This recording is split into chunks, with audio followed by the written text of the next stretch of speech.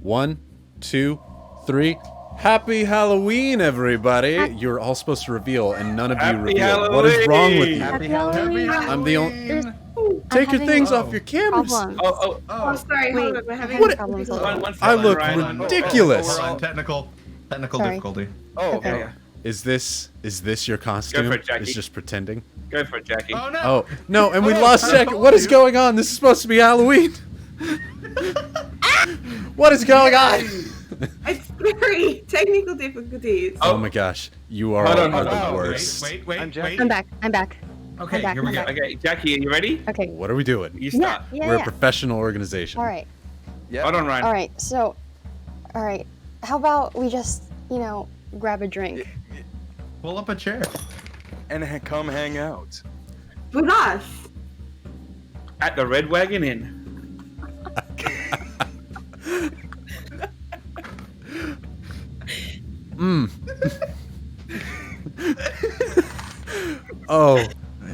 Oh, Jackie and Bree. Oh man. Ooh. What? Ooh. Oh boy. Oh, you're all I think you just break Ryan. trolling for the GFYs. But would it really be us getting a GFY? Oh, Yeah, you're the one that I get changed 5 it up. GFYs. I mean, there's one person that didn't dress up the right way. I could go wash it all off. I feel a bit silly.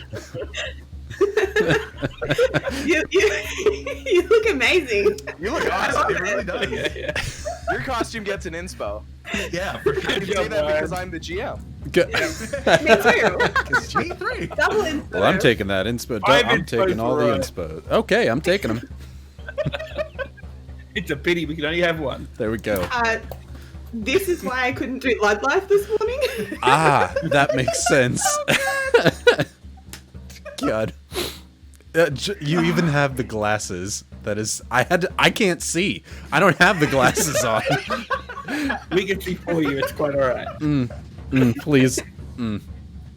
Welcome everyone to the.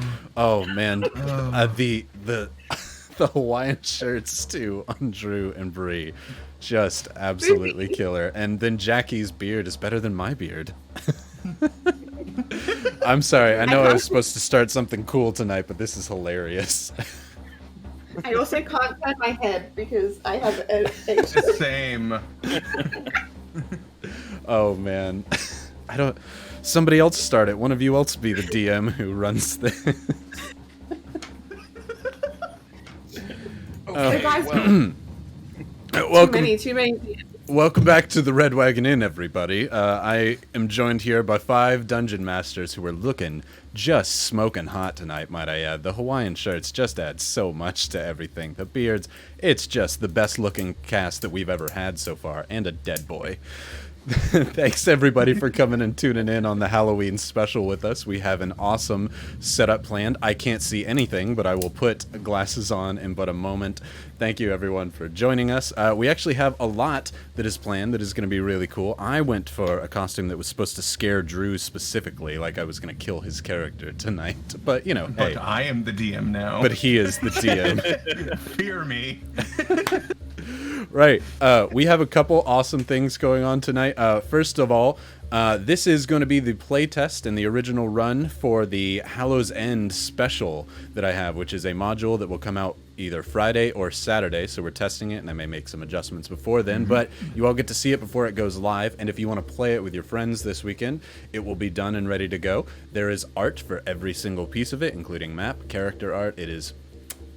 Been working on this one for a hot minute. And if you didn't see in the original intro, as we were waiting on things to come in, all of you have fantastic Halloween art of your characters as well. And so we're very, very excited about that.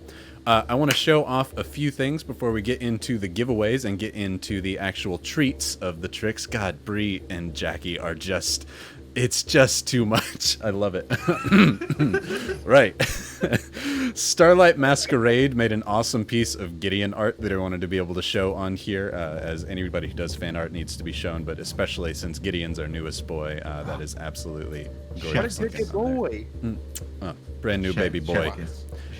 Then we also have a piece of art from our official artist, Safi Chan, who had the art of Xenia coming with Atta to find Team in his new reborn body and wings. And so that is, I like the 2-panel artness of it all. That's the first time we've had that, and that's super exciting. I know you can't see it, Ryan, because you're blind, but it's very sad. So sad. It's so There's sad. Tears. There's tears in those images. I thought it was all happy. I thought it was just Team flying around. I don't know what it has, but I'm glad that you all like it. We also have 3 things to give away tonight, all of which are pretty awesome and unique. One of which was sent in by our awesome viewer Babodoge, which is this coffin dice box, which I just did a coffin dice box in my video, and they put mine to shame because it looks way better. So that will be the first set of giveaway that we have tonight. Dice not included, but it is looking mighty fine for their dice box. So thank you, Bobo, for bringing that in. If you haven't checked them out, they are Pixel He Art on Twitter. I actually don't think they have an Instagram. I could be very wrong in that. I looked for it earlier, couldn't find it. No Insta, just Twitter. Just Twitter. Then we also have something pretty cool, which is an open-ended giveaway, which we hadn't had before. Our boy Jakey Boy here, newest cast member, is going to do a digital character design. You want to tell him a little bit about that one, Jakey? Yeah, so on my website, I offer character design sizing. This one will be the $90 value, so it'll be from head to toe. Any character that you want for anything. It could be for D&D, could be another module, could be you want me to draw your mom, your cousin and the dog. I don't know. But yeah, so it'll be head to toe drawing of them, illustrated, shaded, all by me. Awesome. Nice. Thank you, Mr. Jakey, and that's cool. It's the first open-ended one we have, so Jakey gets to be the first on that. And then our final giveaway for tonight is going to be from Safi Chan, our official artist, who has a medley of good things, like the sprint of her drawing that you saw earlier, as well as a sticker sheet of all of the cast characters in their Halloween outfit. So that is going to be a fun prize at the very end of the night. So that is a very limited edition one. You might be one of the only few who do get that one. And if you haven't seen the art for those, one more time just to run through everybody's art. The only one that's a little bit different is Team. You actually have skin now, I still only now have I the look original. like in the Halloween thing, I have skin. I'm just painted to have bone. But yeah, you're just actually Jack Skellington. It's a very believable costume. Then we have Xenia in her awesome masquerade outfit, which we will talk about and could be canon here in a moment. Salt in his Space Cowboy Bebop outfit. I'm calling it Space Cowboy Bebop. Our Pixie version of Summer, and finally the good doctor Gideon. And so glad to have all of them in their little Halloween best, and our Happy Halloween poster that Safi did, which is just looking awesome. Tried to go as all out as we can for the spooky times, and my jacket is terribly hot, so this will come off at some point soon. Right. With that, what else do we got tonight before we get started, gang? Anything else we need to plug? We're still playing for the Wildfire Relief for the Red Cross. That's that logo down there in the bottom left. So if you do feel generous for the Halloween and want to give a treat instead of a trick, the Red Cross is obviously still in need for the Wildfire Relief. Anything else that we've got tonight? I do believe you offered us a trick or treat if we came dressed. I did, actually, but now you almost earned the GFY. But you did all come dressed, so you do have a point of inspiration to use for tonight as needed. And if anybody else is dressed currently for watching the stream and you post it in the Discord, I'm happy to take a inspiration from you, and you can give it to any one of the cast that you want. So excited for that one. Audience Help participation. us not die. Also, I like seeing a little bit of the hair out of Jakey's side of his net there. It makes me really feel like Les Goldman from Tropic Thunder. I turn my head sideways and suddenly it's just this. Just something growing out of the back of my head. Okay, Let's not reveal our secrets, okay, Jake? gonna have to forgive as Spade has glasses on, or else I'm not gonna be able to read anything tonight, so I am far less cool now. I'm not gonna lie, your glasses actually blend in with the black of your eyes. Good, you can't even see it. I should just sit further away and you won't even notice. Great. Fantastic. Exactly, incognito.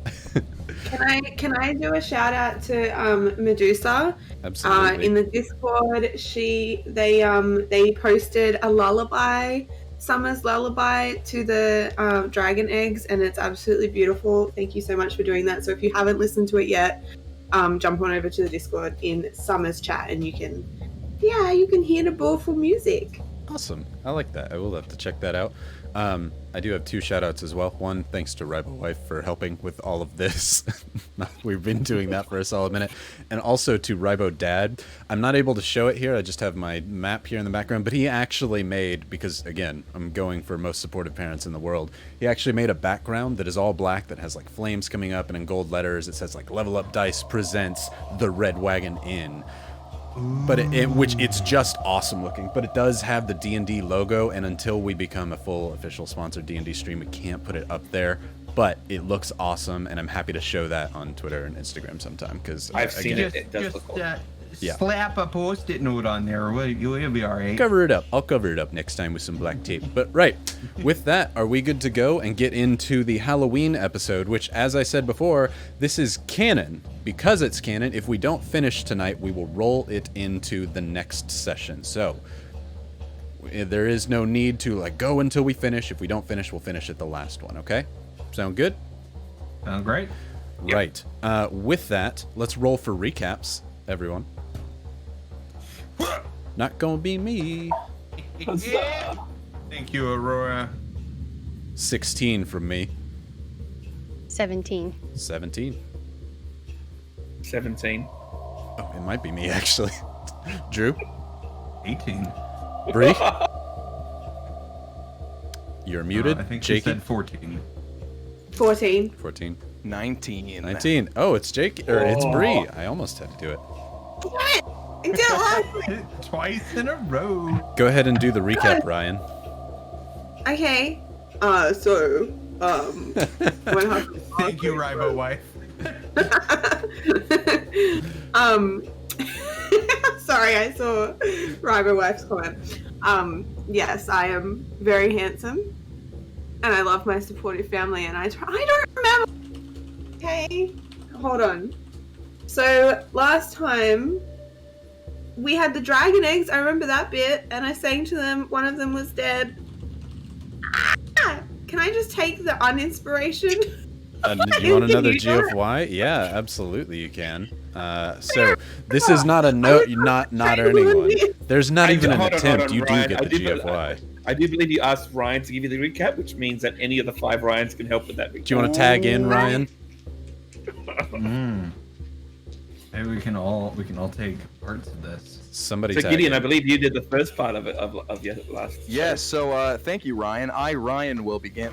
So the first part of the last session, which Ryan, GM'd, it started with Gideon. He was sitting with Mabel in the little animal shop. There was all sorts of critters and things going around, and they were talking about the phoenix feather and then also the different dragon eggs and like the nature of like animals and things. And they had a very wholesome, nice conversation. That conversation wrapped up with everybody going to sleep, and then the next morning they all woke up, which the party then gathered. And I'll pass it off to you, Ryan. Thank you. Team had a nightmare in the middle of the night, dreaming about his past.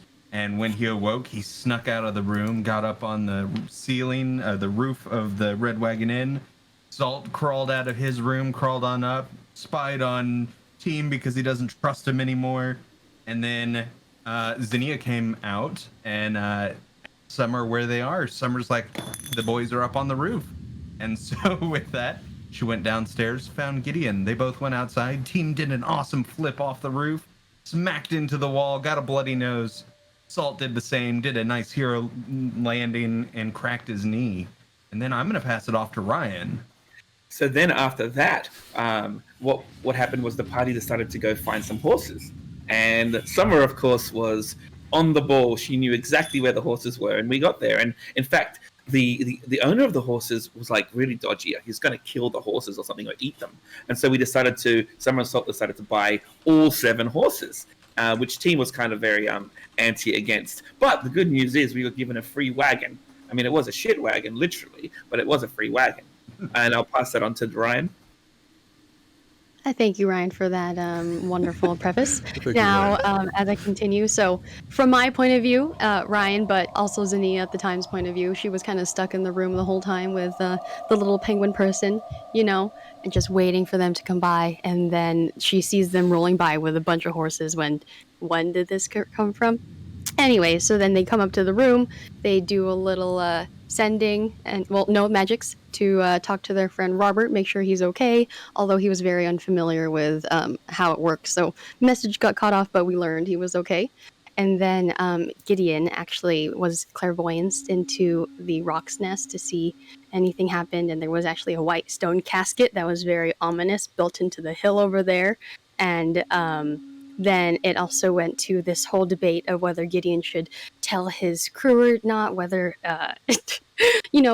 Mary Berries, if they're fuck up or not. And it ended with like Gideon freaking out, and Xenia gave Gideon a hug. And then it paused there. Sudden stop. Sudden stop. We are And- missing. That's how it ended, right, Ryan? But Yeah, we that's al- what you think. we also, me as Ryan, played the wonderful Mabel, who was at her menagerie, and she was told all about the big dragon thing that has Ithka, how she has the sun spear and how that's a bad time. And we got her on side by being truthful for the first time. The Maryberries were able to actually tell the truth, and it paid off with trust and egg care. True honesty. Yeah. Rewarding as Thanks, all. You know Ryan. what? I'll give you all a point of inspiration. You already have one from your costumes, so I'm happy to dole them out since you can't use them just yet. Good teamwork. Solid teamwork. Let's see if we can continue that through the night.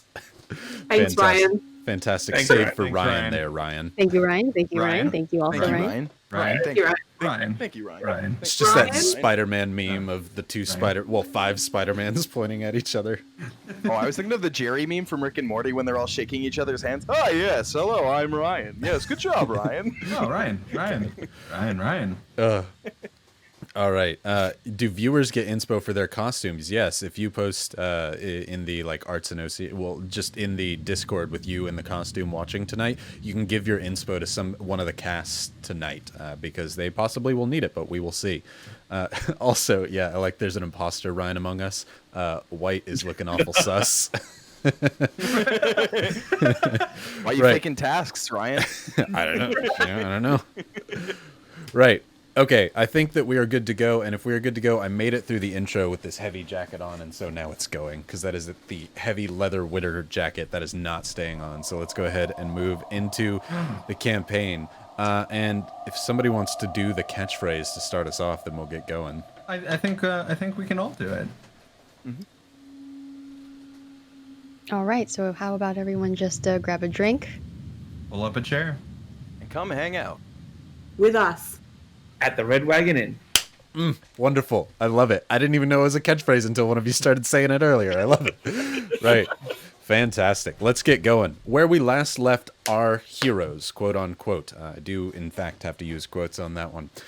They were currently exiting Mabel's shop. They spent a good bit of time, maybe about an hour in there. It was maybe about 11 or 12 o'clock. The sun's just starting to get high in the sky as they were figuring out what to do with the dragon eggs. Summer drops them off.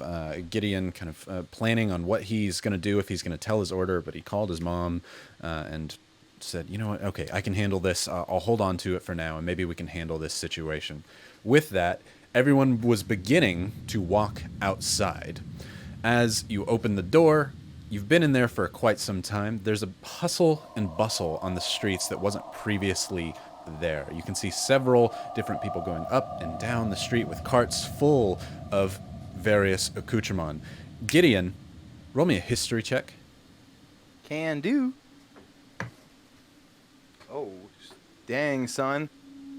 That's a natural 20 plus 3, 23. Well, good for you, Nat 20. As soon as you see the people walk by, Gideon, you completely forgot what day it is. You see all of the different decorations, the oranges, the purples, the smell of buttered beer and pecan pie. It's Hallow's End. It is Hallow's End, and you are not prepping as a guest in the city for what you are supposed to be doing. This is horrible. You're not supposed to even be in the city right now. Oh God. Guys, hey. Cool new member of the group speaking. Hello, hi, Gideon. Just wanted to point out, it's Hollow's End. It's a kind of a big deal, and we should just respect the holiday. It's kind of a big thing, and I am so sorry I forgot what day it is. Also, I do have to pause as Chad is yelling at me that we didn't get the reaction to the hug. Oh, yeah. So I know you had been prepping for that, Gideon. So this thought enters your mind as Team is opening the door and seeing outside.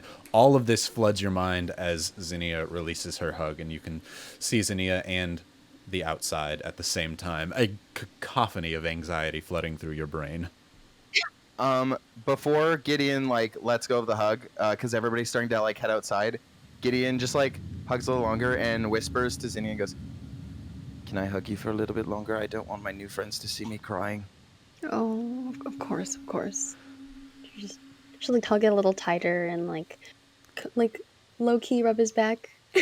Put her mohawk in front of his face to take cover. Yeah, Gideon is just sobbing, and he's also very excited now for Halloween, or Hallow's End.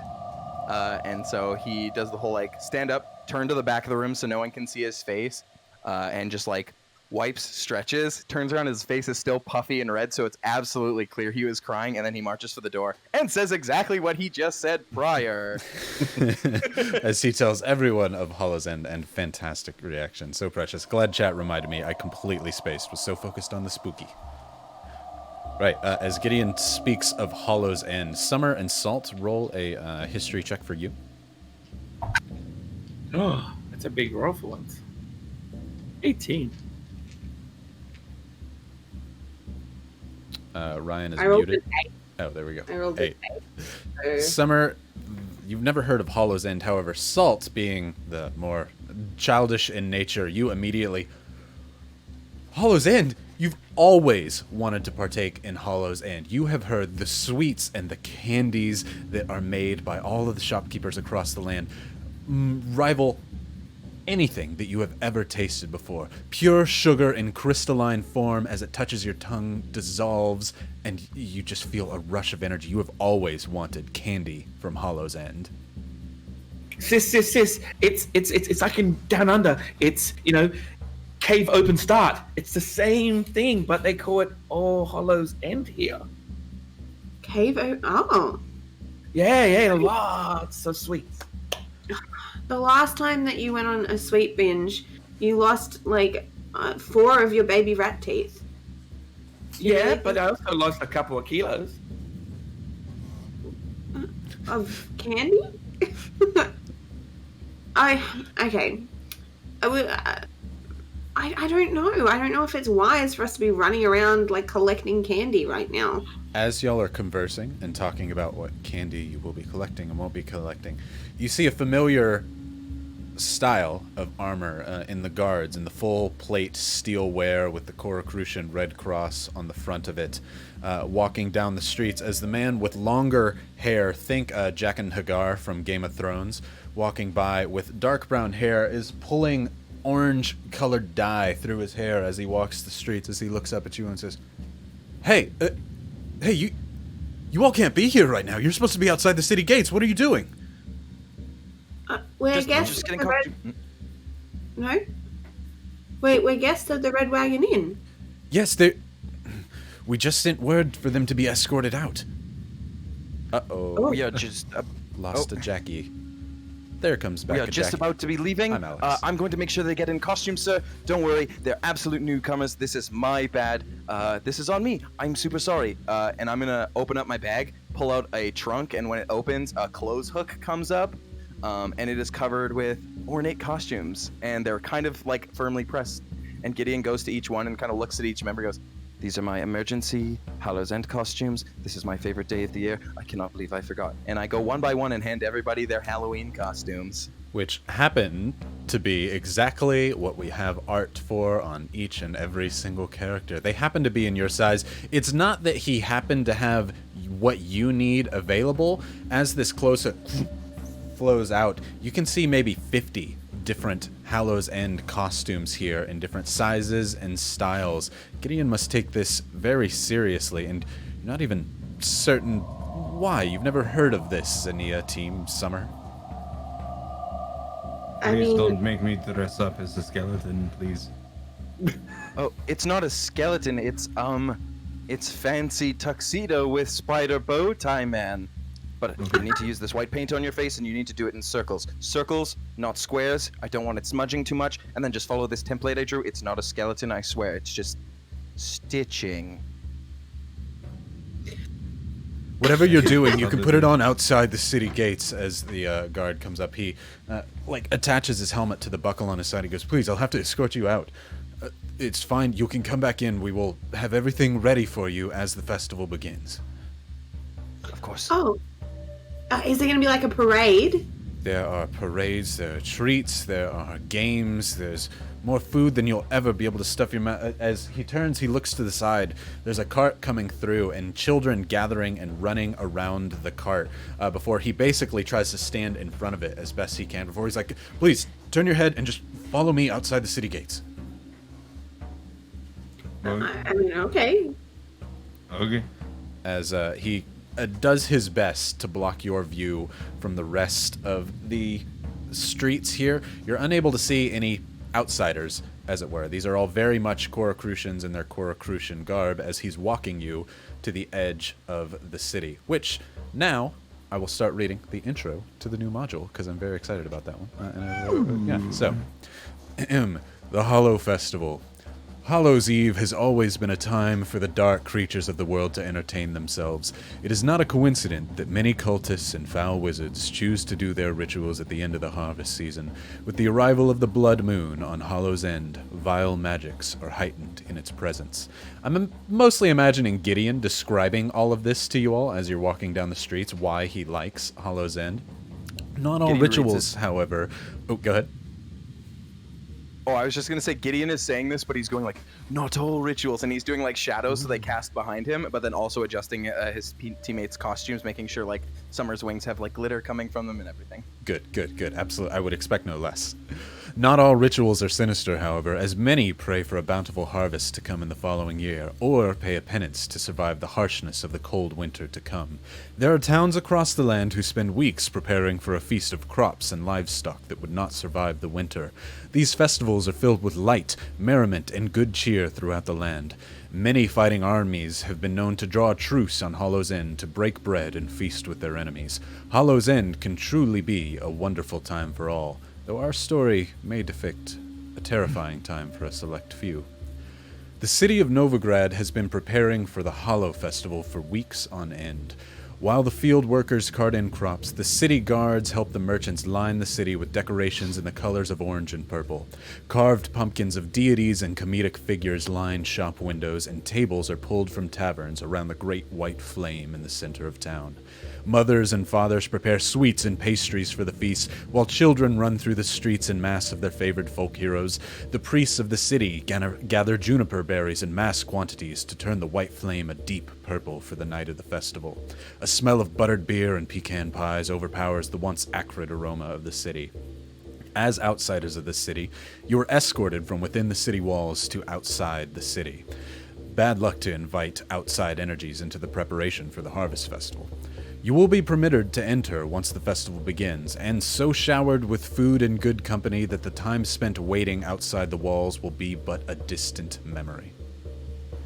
As the guard escorts you outside, he opens the gate, walks out with you, points to benches that are lined alongside the city walls. You see several other groups of adventurers off in the distance, either walking away from the town, not knowing the festivities that are to be had in your mind, Gideon, or just wanting to pace themselves around the city walls to find something to do, as it may be some time before the city walls actually open. The guard stops at the northern edge of the city walls and speaks to you, Gideon, as he says, You seem to know about this festival. I'm to head back in and help with the festivities as best I can, but is there anything that you need? If you're hungry, take that as a blessing. You're gonna need the room in your stomachs for tonight. Oh, I am so very hungry. The only thing I could use is no, you know what? I'll ask for it later. Sorry, there's just a treat I really like. I can wait. Well, then just hold on to your hunger. I'll return later and gather the rest of the outsiders, adventurers, and other merchants to bring you in. But for now, please stay outside. This is a celebration, and we want you to see the best our city has to offer. He has a giant grin on his face, mimicking Gideon's in size. Right. As he walks back in, you hear a few other guards slam their spears onto the top of the wall as the gates close behind you. You all walk over to one of the benches near on the side, sitting down and waiting for the time being. As you sit on a stone bench outside the city gates, leaves begin to fall from nearby trees in shades of red and yellow. They crunch beneath your feet as you sit, walk, and converse with your party members. A chilly wind sends a shiver down your spine as you feel the coming of winter nearing, and a small wisp of mist coats the ground like a fog on a morning lake.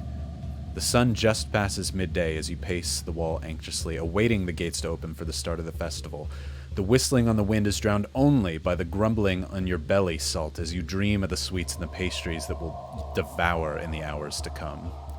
We're all currently sitting outside the city gates, waiting for re-entry into Novigrad. What are we doing? Team's looking down at Ada, and he's saying, well, clearly you do not look spooky enough. Gideon, do you happen to have, like, a white sheet or something I can put on Ada? Gideon goes into his trunk, reopens it so the things come open. He goes down and shuffles, and he finds like a big bridal costume, rips the veil off and starts snipping and twisting, and then he takes a little pumpkin nose off of a scarecrow, twists it around, and then he puts it on Ada. This is perfect. Look how spooky you look. It's kind of like a more huff and puff rather than a but Atta speaks to you, team, while looking like Spade. Oh my god! I've never had an outfit like this. I wish we were matching, team. That would have been nice, brothers in bones. But that's okay. I'm excited to be. As he like pats at the pumpkin on his nose, but looks down like a ghost and spins before he begins flying in the air, looking quite literally like a ghost flying in circles around your heads, maybe a few feet above you. I think it would look even spookier if, hold on, and he's gonna use prestidigitation on him and turn that little pumpkin red. As a combination between Hallow's End and the Winter's Feast, which Gideon, you are like, we can't mix holidays. As Atta flies around, a bit of snow flowing behind his wings, team, as you prestidigitation more magic to make Atta look as magical as humanly possible. Yeah, just a little zero Atta, you know. You all sit here. Go ahead. So dressing up is part of the festival? Yes. We all need to be in fancy costumes and fancy dress. And this isn't because I really wanted everybody to dress up with me and I am the only one that does it among my friends. The friends I don't have. And he adjusts his little bow tie. Do you have anything that's kind of, I don't know, elegant, but at the same time, function? I don't want something too flowy. I don't know. What do you got? Gideon scoots across his little track and looks through each thing and starts like doing the whole no, imperfect, awful, disgusting, and he's just throwing things everywhere. Pulls out a knife hand finger, throws it away, pulls out a mask that looks inside out, and he goes like, someone would heavy breathe through this, throws it, grabs a mask that looks like a hockey mask and tosses it and goes, no, too many Easter eggs. And he keeps looking through, and then eventually he finds a dress and he starts using mending to like tailor it and fix it.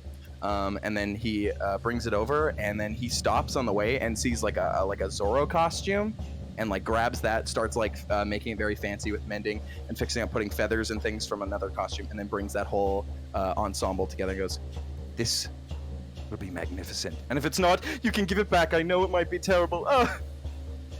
She'll grab it and just,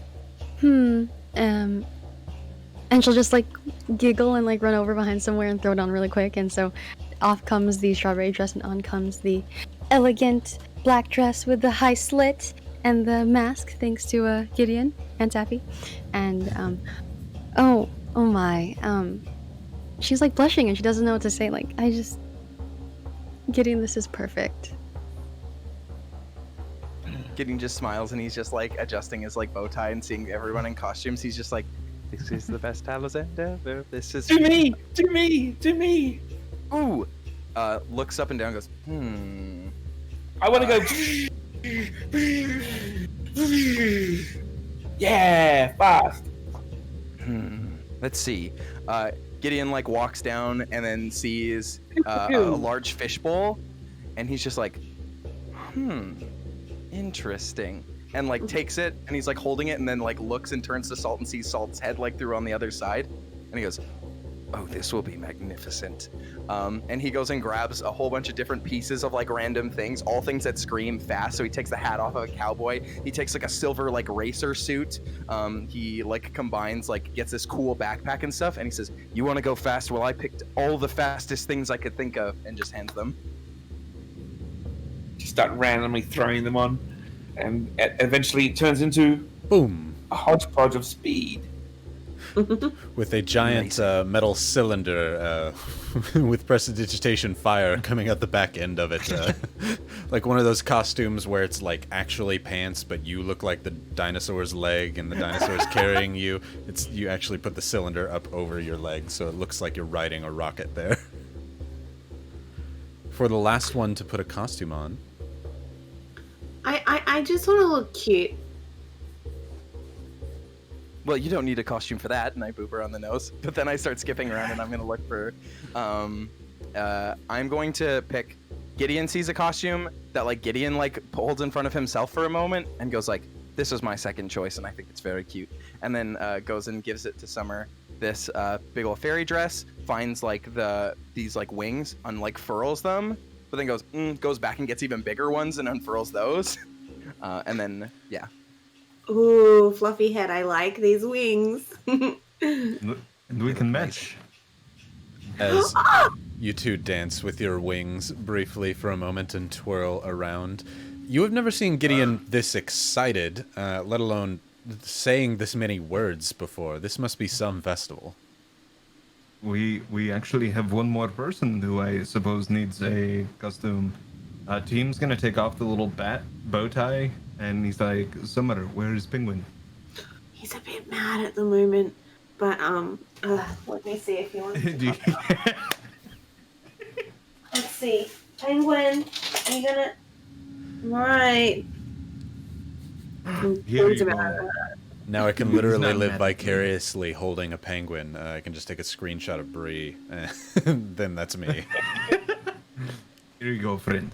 And then he's gonna put the bow tie on there As- as he's putting his pauldrons and stuff over his costume. Penguin. Like, I'm sorry, I do not go anywhere without my armor. Whoa, whoa, whoa, whoa, whoa, whoa, whoa. As you're going to put something on him, he's like, whoa, whoa, whoa.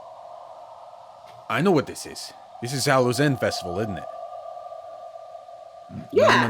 No. You get to be a princess. Yeah, no. This is for babies, not for me. As he stampers his cinnamon cigar out on the ground where no actual ash comes off. He's like, no. I did Hallows End once, never again. I think it took 3 days to come down from that sugar high. Not for me. No. Well, that's fine. Here, you can still wear this. And he's gonna smash the bow tie onto him. It's literally like a puppy that doesn't want to wear a costume. As Summer, you're like, nah, you should wear it. As Team's like, yeah, you should wear it. You all force Team's costume with the bow tie on him and the pauldrons over Penguin McCool's. He's like, no, hey, as he's, I don't, these have buckles on them. I ain't got no thumbs. Get them off of me. It's just Here. No, that's fine. Here. And Team's putting on his own pauldrons, and he goes over and he boops Penguin on the head, and now he's bright pink. He's a pink It's like penguin there. with a bow tie across his, he says. His eyes close. Put me back in the hat. Okay. Put me back in the hat now. Uh-huh. Put me back in the hat! I'll take you some candy. As you set the hat on the ground, he jumps down, except you see one pink flipper still holding to the top as he comes up. As he looks at you, Team, he says, "This isn't over." Okay. Before he slides back down. You push him down into the hat, into the void below. Summer, you put your hat back on. Not in the mood for Penguin's negativity and ready to have a good time at the festival. Sometime passes as you all sit here admiring each other's costumes. However, as you're talking and sitting on the bench and just kind of walking, and sometimes even running through this pile of leaves that is here, fallen from the trees, as it is now autumn, thoroughly. All the trees are a beautiful, bright crimson red and yellow. So many crunchy leaves beneath Otta's feet as he runs through them. Zinnia and Gideon, in the distance, in the forest, to the north from where you're sitting. You haven't noticed it before, however, you start to look and you do see it seems to be a small gathering of huts or houses a couple 100 meters off from where you're at, and there's a fire that has started out there. It looks to be like a bonfire. It doesn't look to be like the forest is caught on fire. However, Gideon, you specifically, knowing Hallow's End and the importance of it, if there's a farm or houses out here that are part of the city, perhaps they slept in late. If they're missing Hallow's End, that's one, not only bad in terms of, oh, they're going to miss the fun and help on the preparation, but two, people in Korokrucha take Hallow's End very, very seriously. If they're not there, that is going to be a noticeable absence on their part. Gideon, scoots over to Zinea and, taps her arm. Because Gideon, after doing, the whole dress-up thing, he's, just kind of going back to being hello. Over there it looks like there's a farm, and if they started a fire and they're not waiting around here, they might have missed the news for Hallow's End. And I'm just thinking maybe we should go get them or something. But I just don't want them to get in trouble. Hallow's End it's fun and it's great and I love it, but it's a serious tradition which I haven't missed for many reasons. But Sure. if it's just candy, then isn't it better if they don't come because then we get more? I mean, yes, but if they don't, how do I say this? It might not just be the missing out on candy, might be the only punishment. Oh. It's not sinister or anything that I know of. Just some people take it very seriously. So is this compulsory? Do we have to do this? It's you can come in and, say hi everybody, wow, I love Hallow's End, oh my gosh, and then go back. But if you miss the whole day, people will say something and it's not like a census, anyone keeps track, but I mean, it's pretty easy to spot when people who live around here miss out. Gideon, you also know from your Nat 20 history roll, farmers especially take Hallow's End very seriously, as this is when they do a lot of their praying for a good harvest next year. And so the reason it's taken so seriously is if people miss out on it, they feel like they are going to get the bad luck and a bad omen and not get a good harvest next year. So we should go talk to these people. Do you have enough costumes for them all? Do I have enough costumes? If I run out of costumes, I will make more costumes. But please don't make me talk to them. Well, you could just show the costumes, I guess. I guess we should go invite them or remind them at least. Okay. Let us do it. As you all are sitting outside the wall, you decide, couldn't hurt to go hang out. It's maybe only 1 o'clock in the afternoon right now. Sun's still very high in the sky. Gideon, the festival truly starts when it starts to get nightfall. That's when all the fun starts to happen. As you all walk over there towards where they're at, there's several fields that kind of are in your way of various different crops, the majority of which are wheat. Wheat, seeing that it still lasts through here, it will probably be harvested in the weeks to come. That way they can make the breads for the winter, etc. But for now, the wheat is in its full growth, as high as a wheat field could be. For summer and salt, it's pretty much coming up to your head height here. However, Gideon, Zinnia, and team, you're able to see over it, no problems. As you're heading towards the forest, this wheat field kind of blocks your path. There's not really a road, so you just decide, well, we'll just walk through the wheat field. It's not really a problem. That's not something that people can't do. It's very gladiator. You can wave your hands over it if you wanted to. It's a moment for some people. As you walk further towards that specific house there, As you get closer, the fire begins to be quite large. It doesn't appear to be like a cooking fire. It does appear to be like a bonfire, a fairly large fire. However, you're still maybe about 100 yards out as you approach. But you do see a figure standing at the edge of one of the homes who appears to be walking your direction. There's that small forest small forest that's nearby, filled with the red and the yellow trees, and he's the first kind of person that you see. As he gets closer, he's still quite a distance away, but you can see he's definitely in traditional farmer gear, very much almost like the overalls and the plaid and tweed jackets and whatnot that are of this time of year where it starts to get much colder. He's kind of rubbing his hands as he gets a little bit closer to you all.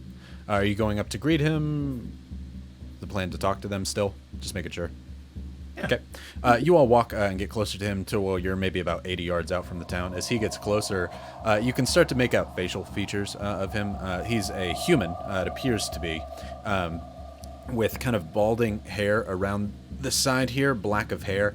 As he gets closer, he's got a rag in his hand that he's wiping off what appears to be soil on his side as he's, patting his arms down. He says, "Well met, travelers. What can I do you for? What brings you to my hamlet?" It is Hallow's Eve, Hallow's End. What is the name of this holiday? Hallow's End. Yeah, the Hallow Festival's tonight, right? Yes, you are not missing out, are you? No. Actually, we're... forgive us. You look to be outsiders, is that right? One could say that. Forgive me. I mean no disrespect to you by being late. We're trying to get the last bit of our sweets in. See the fire over there? We boil up beetroots and to make beet candy. Trying to get it in, get the last bit done. We could possibly use your help if you wouldn't mind helping carry some of the large cauldrons over to where we could pour it out. Okay. Gladly. Fantastic. As he's walking by, you can see his hands are kind of stained with that like red beet coloring and the soil. As he's walking by, as he wipes the... Oh God, I just realized I have white paint all over my head and I went like that. My hands are white and covered in paint now. Right. As he's, kind of wiping his head off with his rags, he's like, "Is this your whole party? Where'd you all come from?" Here and there, all over the place. Y'all are walking through the trees and getting closer towards the hamlet. He's like, The moon! as Salt runs circles around the group there, as he says, he kind of stops and looks at you all. He says, "The moon? Wait, truly?" It's full of cheese. See, okay, so children can get such crazy imaginations on Hallow's Eve. Oh, bye, Jackie. Or bye, Ryan. Is there somebody, like, why would you think he came from the moon? That's a bit silly. Do weird things happen or something? Do people come from the moon? It's Hallow's End. All sorts of strange visitors come in through. I swear I once saw a drow and a werewolf walking through the woods there on the side as he points deeper into the forest. I once saw them walking through, and then they just up and vanished in a puff of silver light. Couldn't explain it. So forgive me if on this day I do have a bit of suspicion. Has anything spooky ever happened? Spooky? Yeah, I'd say so. As y'all are walking around, Gideon, as you get closer to this encampment, I say you because you have a 22 passive perception, so I described to you. Bet I do. As y'all are getting closer, there's more than just a few houses here, and as the bonfires in the distance are still behind some of the houses, you actually see some tents marked off to the side for what look to be temporary stations, other travelers, etc., that have come through here. Yeah, somebody said wait 22. Yeah, Gideon went all in on the passive perception stuff. Observant, brah. He's solid on the perception. See all. As you see that there's appears to be more people that have come in to help them, what have you. As you see a man clad in like a black robe stands next to the house that's nearest where y'all are walking on a clearing. There's a small stump there with an axe where they must split wood and whatnot on the edge of this little stump there, as he says. Yeah, well, Spooky, have you ever been to a Hallows End festival, ma'am? I can't. No, we kind of traveled a lot. We must have been on the road, I guess. Well, I can't spoil much of the surprise. It's what we do around the campfires tonight. Is tell spooky stories. I do have one that will scare the fur right off of you. But if you'll have me tonight.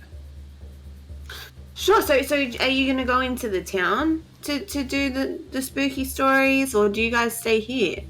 Well, yeah, in Hallows, the festival's in the town. So, right. Yeah, we just have our offerings that we do here personally. As you all walk by, you get to this small little clearing before he stops with his hand. Gideon, you hear, being that it is that fall season, the ruffling of a bunch of leaves around you all, kind of in this small little clearing here. As you kind of turn to look, a few men walk out from behind the trees, all clad in black and similar robes. As the man keeps walking forward, he says, but, you know, we're always here to make the offering, and I'm glad that you all could come and take part in this. You did say it was just you, right? No others? No, I squeezed Zania's hand 3 times. What are you offering? Well, like I said, we make an offering to the Great Harvest each year so that we can, you know, have a bountiful harvest the next year. I think last year topped it, and we really want to get more this year. I think we can up the count. Yeah, what did you offer? Well, usually we offer up to the Great Harvest pumpkin. It's a big. Well, you'll see. I could show you.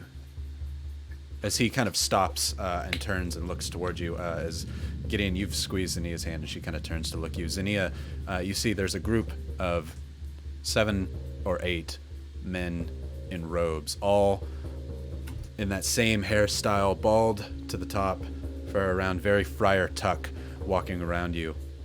Oh, wait. So if Jakey was to turn his head, yeah, they're all Jakey kinda right like now. They're me if I just hadn't actually committed and shaved it all off. They would just be me. Martin Luther, is that you? As all of them begin to pull something, as they hold something small in their hands, almost like a Zania's, ball. after feeling the 3 squeezes, she's gonna do a really bad That's So Raven impression where she's gonna go, everyone. As Zania does that, since that seems to be her Pretending- reaction. Pretending to receive a message, and then she'll go, hey, everyone, I actually just got a message from Robert right now. We should talk about it. Back there actually was kind of personal. Oh, The man says, you can't go at this point. what? We Team need turns you. around. As the rest of the men all suddenly toss something small on the ground beneath your feet. As you look, everybody roll me a perception check. It is quite tiny.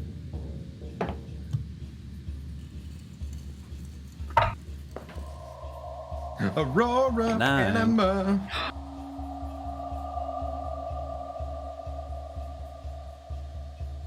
Five. I need numbers, guys. Oh, 22. 22. 22. Hey, 19. 22 crew. Hey, solid. Salt? 10. Solid. Okay, Salt and Summer do not see this. However, the rest of you see something roll in the ground. What appears to be small ceramic pumpkins that almost like marbles as they land in the ground. Before very suddenly, a puff of orange smoke fills the air around you. I need all of you to make a con saving throw. Can I try to jump away with my alertness? Not when your perception was that low, I would say. I mean, I saw them Oh. throw something at me, right? True. But in your eyes, it could have just been a pebble. Could So- I Okay. have jumped. I If you want to also use have an alert. inspo on it, you can. That's a 24 for me. 24 from team. I also 14. have alert. How does that help me? If you saw it, if you'd like to try and dodge instead, you definitely can. Yeah. What do I roll for that? So instead, do a dex save. Okay. Popped. Okay. 12. 12. Okay. Salt. 18. 18. Summer. 14. 14. Gideon. 3. 3. No. And team, you had 24, correct? Correct. And Zanio, what was your dex save instead of con? 12. Okay. And Salt, you had an 18, correct? I had 19 minus 1, 18. Sounds good. Right. And Otta's flying above us still, right? Last I had specified was just a few feet above you. Okay. In that case, it's a 13 plus. Ah. 15. 15. Sounds good.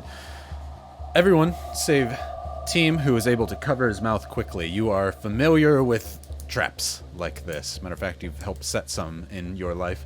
And Salt, who nimbly hops out of the way as quickly as possible. This sudden orange smoke. Summer, Gideon, Atta, and Zania. Atta quickly falls out of the sky. Summer, Gideon, Zania, you all feel consciousness slip from your mind as you fall asleep. Team, you cover yourself as best you can. Salt, you dodge quickly out of the way before you are surrounded by 4 of those robed men who rush to grab you and attempt to grapple you. Cool. Okay. I know what I'm doing if you need. You go, Drew. I was gonna say holding my breath. Like I said, I never don't keep my armor and shit on me, so I'm automatically pulling out 4 arrows. Thunk, thunk. And I'm gonna go ahead and attack 4 times Okay, sounds with good. an action surge. All right. So first thing, we're going to go to the grapple ones as they're going to grapple Salt. That's 4 attempts to try and hold you. Go ahead and roll your grapple checks. So they charge me. Can I do anything when they charge me? I mean, with uncanny dodge, alertness, a whole lot. I mean, am I just going to stand there and go, oh, hey, they're coming around me? They're rushing at you as you jump out of the smoke. You haven't told me you're trying to do anything. What are you trying to do?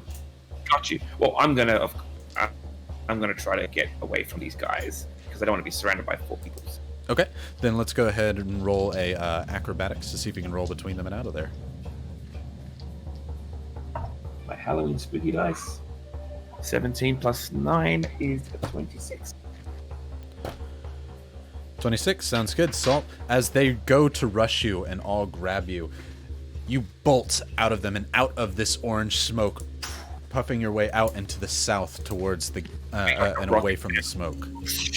Yeah, as the rocket makes it look like you're flying out of there. Team, you instead you pull out your bow as 4 of the others go rushing towards you, including the man that you were walking with at first there. As you let 4 arrows fly into them, go ahead and roll to hit 4 times.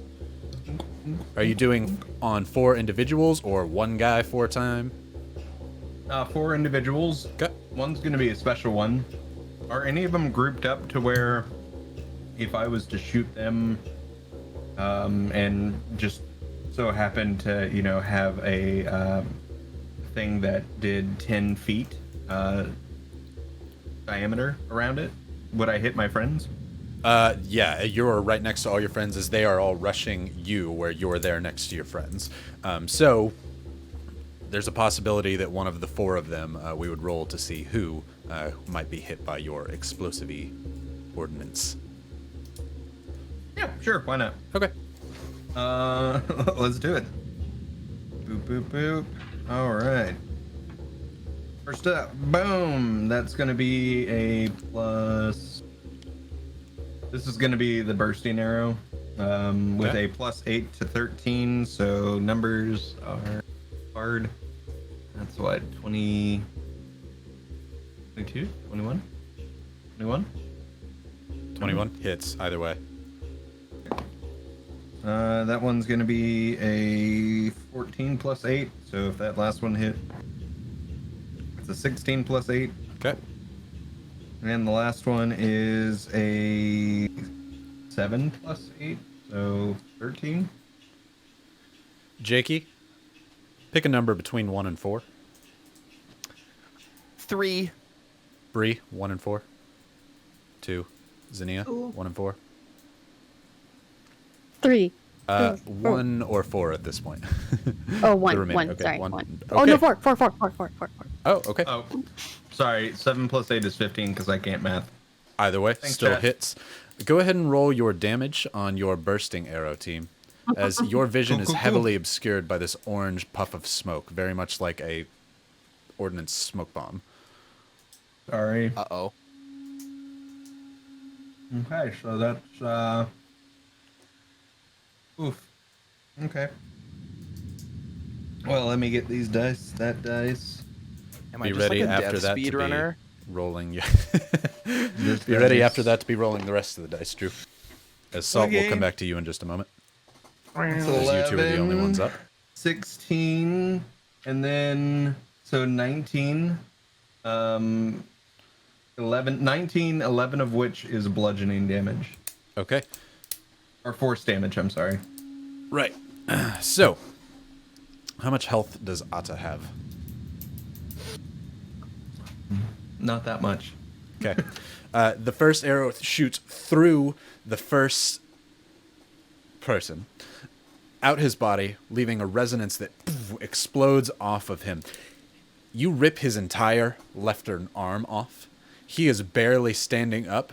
However, you hear the crack of damage on bone from the ground nearby before a severed link in your mind disappears as Atta fades from your thoughts. Is this when Team becomes a barbarian? As he runs up with a knife that he pulls out of his side, the other three are running towards you. As before you can even finish the thought, you fired your 3 other arrows. Roll your damage on the other 3. That's 10 on the first. Okay. 11 on the second. Aurora, your dice are rolling hot. That's another 10. Okay. And the last one is only gonna be That already a is 6. the... Oh, sorry. Yeah. That was the 3. Yep. Okay. As the other ones do not quite find the purchase that the other one did in terms of the explosive ripping the arm off, as he pulls his dagger out and charges you, the other 3 also pull daggers out as arrows stick into their sides as you hear them, "Why you?" as they rush you with knives, beginning to hold onto you and stab into you. One of them looks bloodied as the arrow pierces through his abdomen. Salt, they're not able to connect to you, however, they are going to do their grapple checks opposing Team. One of them at disadvantage now that he only has 1 arm. But Team, I'm going to need a opposing grapple check. And I'm going to ask for 3 more in repetition if you don't pass. So athletics from me.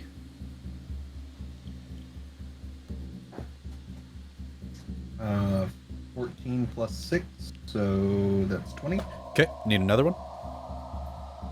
Okay, I'm rolling a different dice. Bye-bye. That is 11 plus 6, so 17. Another one? And I'm rolling one more dice. Aurora, come to the rescue. I've got a 6, 19 a 5, plus 6. and a 5, and last one. Okay. Alright, that's only a 10 plus 6, so 16. Okay, that is 17 on mine. So, with that one, the last one grabs you by the arm. I had 6, 5, 5, 17. Last one with both of his arms and no longer just one. Grabs you by the side as 3 others come up to take their knife and stab them into you, which they are going to do. And now that you have flesh, it hurts a tiny bit more than it previously would have. Well, not that you were resistant or anything, but yeah. Okay, so you're going to take a hot bit of damage here for just a second. That is. Do you make any noises, Team? Oh, yeah. It's a lot of the classic video game. Okay. Those classic demo reel days going. Yeah. Oh, As someone's behind us. As you see, their knives that they pull out have this strange curve to them, almost like fish filleting knives meant for carving. As they stab into your side, you begin to bleed profusely out the side of them. As you retch out and cry from the pain, you're going to take 13 points of piercing damage. However, you don't think that's going to be the end of your damage as you are bleeding currently. I do need you to make one more con save. All right, give me 1 second. No problem. Salt, you hear your friend scream out behind the orange smoke. You cannot see him currently. You know my I heard him make that sort of sound before. Do I roughly know where he is based on the sound? Roll me a intelligence check. I like that. Come on, Or just a con. general perception. That's No, a no, 19 on I have a con. perception. Okay. Okay, either one. 15. 15. What was yours, team? 19 con. 19. Sounds good. As you cry out, one of them takes something out of his pocket, very similar to what you saw on the ground, as you're like a dog that they're trying to eat a pill. They throw this pumpkin-esque marble down your throat and shove your mouth closed as they put their hands over your mouth there. You try your best to hold your breath, not to swallow, before one of them punches you directly in the gut. Now that you have a gut, it doesn't exactly feel great. As blood pours out of your body, you take another 3 points of bleeding damage before you swallow, before a puff of orange smoke pops out of your mouth as you also fall asleep and unconscious in the ground. Salt, you hear your friend almost choking within the smoke there. So you are currently at the edge as the 4 other men are running and chasing after you. They are slower than you, but they are trying their best to catch up to you as you're basically giving them the business, running around deciding what you're wanting to do. All right. Gotta go with my gut. All right. Upon hearing Team's scream, a visceral part of me sort of clicks in, making the final connection that it is actually Bony Boy under there, and that he's my Bony Boy. And so I come to like a screeching halt. Imagine like the cartoons where the sort of legs go against the As ground. dust flies. Yep. I turn around and just leap at the first guy coming at me, and I just go full crazy. I like it. They were not expecting that. So the first guy in front of you, I'll let you have a surprise round attack on him so you can get your sneak attack, etc. All right. I will hit him potentially twice. Nope. Wow. That's a double one for my two. For my. So I'm gonna inspo that because that's just horrible. Do it. I like it. While you're doing that, this is the noise you heard. I just realized I had that saved. No sound played. No! Yeah, it lagged. All right, that's a better hit. So I hit a 23 Definitely hits. on the first hit and a 24 on the tail. Both hit. I'm assuming tail is the sneak. Always. I like it. All right, stabby stab. So the dagger does 2 plus 3. That's 5 damages, Okay. and the tail does 3, 4, 5. Wonder if he'll do it now. Did it come through that time? Barely. That's 18 damages on the tail. 18 damage from the tail on the sneak attack, right? Yep. All right. So, as you hear your friend, the sudden realization that that is your friend in there dying, all thoughts you had of it being a doppelganger, a prank of some sorts, or a illusion clouding your mind are gone, as you hear nothing but your friend crying out before you suddenly hear him choking in the mist behind you as you, with just a blind rage, you charge, and like a rocket ship flying through the sky, you jump high onto the other man's chest, which instead of your dagger hitting, we're actually going to say the cone of the rocket that you're riding stabs him in the chest as your tail comes around the other side, and very alien-esque, it sticks in one ear, out the other of this cultist as he falls to the ground.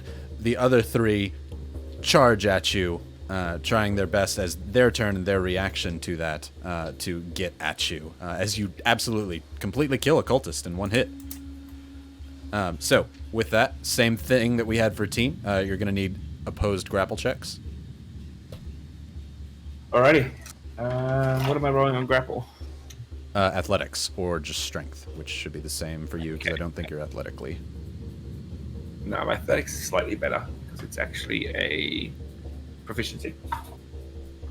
So the first one's 11. Mine was a Second nat one. 20, so we'll stop it there. 16. Nat 20, as I thoroughly thought I was like, okay, Alex, as usual, gonna run away and floor any plan I had, but I am glad that you ran back in there. I literally wrote in the character salt chat and Red Dragon in, oh my god, what do I do? Do I fight or run and fight later? Hey, I like it, especially with the cry of team. As the same situation happens to you as it did team, however, there's only two that are able to attack you as one of them holds you down. They stab at you with their weird carving knives, dealing 8 points of piercing damage to you as you feel yourself begin to bleed profusely.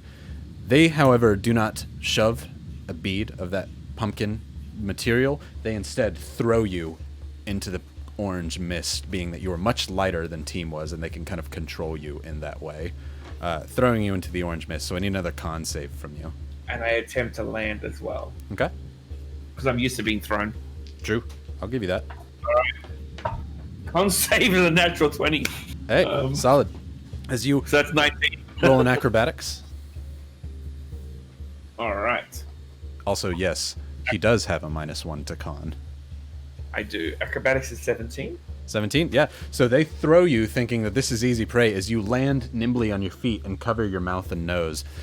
You are greeted, because you can see maybe about 10 feet, 20 feet if you're lucky around you. You see on the ground several men huddled over team, keeping their hands over his mouth, ensuring that he swallows this thing, as well as your sister, her trademark snore, on the ground. She doesn't appear to be dying or dead, however, just asleep. Gideon and Zania also on the ground, and a pile of dust nearby as well. Without even thinking, my tail whips up and attacks the closest guy. Do it. I like it. I like vengeful salt. Okay, go ahead and roll to hit with your tail. Also, Medusa called the same thing. Sneak attack on one of the guys hitting him. You can have advantage on that because they definitely weren't expecting you to fight back. Well, that gives me a nat 20, so I'll take the advantage. Nat 20. I'm going to go ahead and roll for which one you're hitting. No, I'm not going to GFY that one. It's too cool. All right. This is going to be big. 4, 8.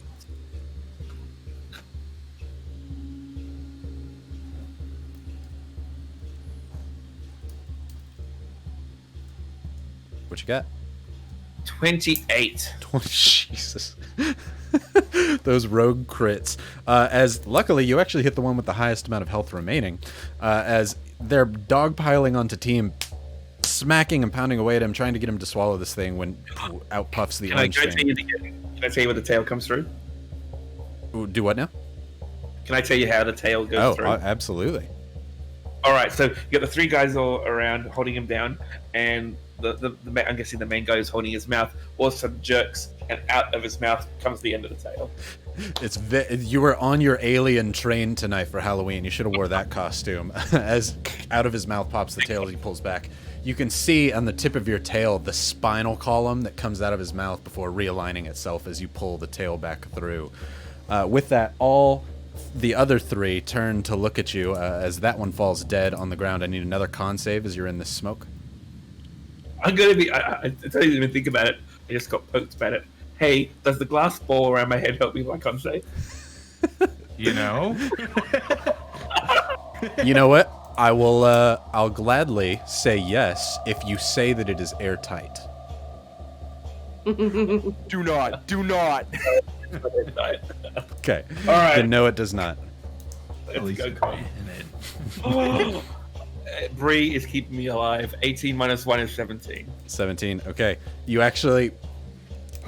18 is the number that you need. That's why you were able to dodge out of it earlier. So, as you stab into him, you pull your dagger up and kind of fade there before the other cultists that you were currently fighting come and football tackle you from behind, knocking you to the ground, which knocks your breath out of you, causing a sharp intake of before all you see are feet stammering before you, before your vision fades to the sight of the man you saw before, curb stomping your head in to knock your vision out of you. It's not damaging, it's purely flavor for you knocking out. As all of you lose consciousness. You sit there for a moment in pure blackness. Team. The nightmare returns. You find yourself inside your casket, inside your sarcophagus, clawing at the stone on the front, clawing hard, heavily, until the nails on your dragonborn hands begin to fade. You look down at your hands. You remember your bony stump that you had on your right ring finger, shorter than the rest when you were an unwilling. You clawed yourself down to the bone trying to get out of this casket. Before suddenly sight returns to you. You cough yourself awake before you look around, seeing yourself and your friends tied up, sitting on the ground. Looking around, you see yourself next to Salt and Xenia, not far off in the distance, maybe about 20 feet away, in real darkness. Your dark vision not helping you as much here as you would like for it to do. The area surrounded in a heavy, heavy mist. You see Gideon and Summer tied up near a clearing. You see what you saw before, a small stump with an axe sticking out of it, where they were chopping wood. They haven't taken you very far. However, looking up, it appears to be nighttime now. You don't know how long you've been out. Before you see a red dot in the sky. You can't see it through the mist.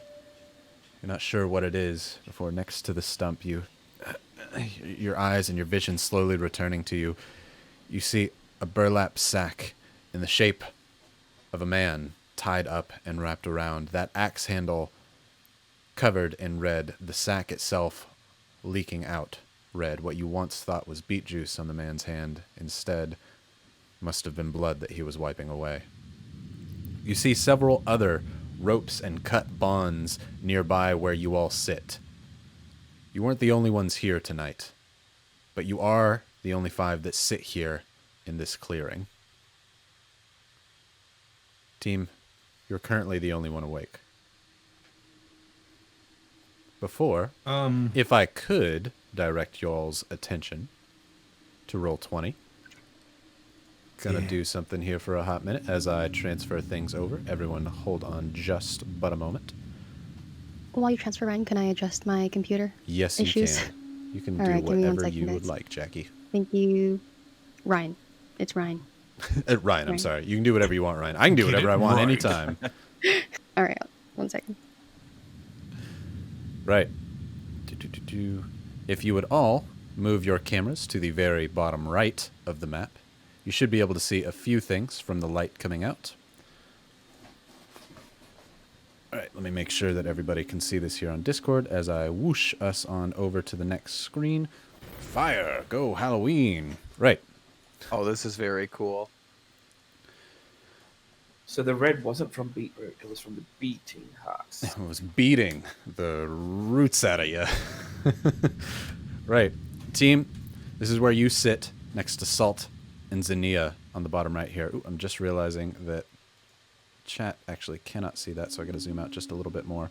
Why, oh why, would they do this and make it so that y'all can't see things? That's just rude. Okay, I'll zoom in a little bit more. Can you see now? There we go. Okay. This is where Zinnia, Salt, and Team sit here on the bottom. What you can see, however, in the distance through this fog, you see small bits of light coming off of torches. Those men in robes that you saw before, still holding torches in the mist. You see several of them, however, noticeably less than you saw before, coming from the tented area to the side. Several of the buildings off to the left here, you also see torch-wielding men in those black robes, same as before. Several of them covered in red, but noticeably, each of them on their head has a pumpkin. These pumpkins have light coming out of them. They are carved very much like jack-o'-lanterns in different faces and styles for each one that you can see in the distance. You can't get a great glimpse on them currently, but they are there, and they're producing light from where their heads are. Team, you're the only one awake down here at the bottom right now. If I take a look down at Salt's tail, does he still have the dagger on the tip? He does. I'm gonna, as quietly as possible, try and kick into him to wake him up. Salt, you, from a very, very nice dream, are suddenly awoken to a pain in the side where you were stabbed before. You seem to have been patched up. Team, you as well. Patched up from where you were bleeding. You haven't healed any, but your bleeding has since stopped. Salt, you're awoken to Team kicking you, seeing a similar sight to what was described to Team. I look to Team. How close is he to me? I mean, close enough to be kicked. He is right next to you, within 5 feet. Yeah, he kicked you. You just what are we hear him shushing you. What are we tied up in? Just hempen rope. Salt. All right. Salt, are you awake? Yeah. Can you use your tail to cut these ropes holding my arms? Already done. The team holds up his arms like, oh shit. Okay. Oh, all right. Team's gonna help him. He's gonna take his tail and cut the ropes off of his and Zinnia. Obviously, these people are not familiar with the rat folk and their dealings, else they would have known to tie your tail up. But with the sharpness, you're able to pierce and rip your handles off before ripping Team's ropes off of his as well. For those of you who don't know, rat folk is a homebrew race. They basically have I forget the name of it, a tail that they can manipulate just like they could a hand. That's actually one of their racial abilities. So prehensile. Prehensile, that's the word. And Team bought me a very special tip. He did. Yes. Just the tip, though. just the tip. honestly, That's all you that was really it. need, Jiggy. I mean, Ryan. Salt. Salt, can you wake up Zinnia quietly? I'm gonna see if I can find the others. I can try, but I don't wake people up quietly usually. Actually, you know what? You ordered the better stealthy, sneaky one. If you want to try to find the others, I'll wake up Zinnia. Okay, good idea. Okay. Salt. You can see just at the edge of the edge of your vision there. On your screen, can you see at the edge of your vision where the others are? No. Okay. Then I'm gonna start forming I'm gonna do like a circular pattern.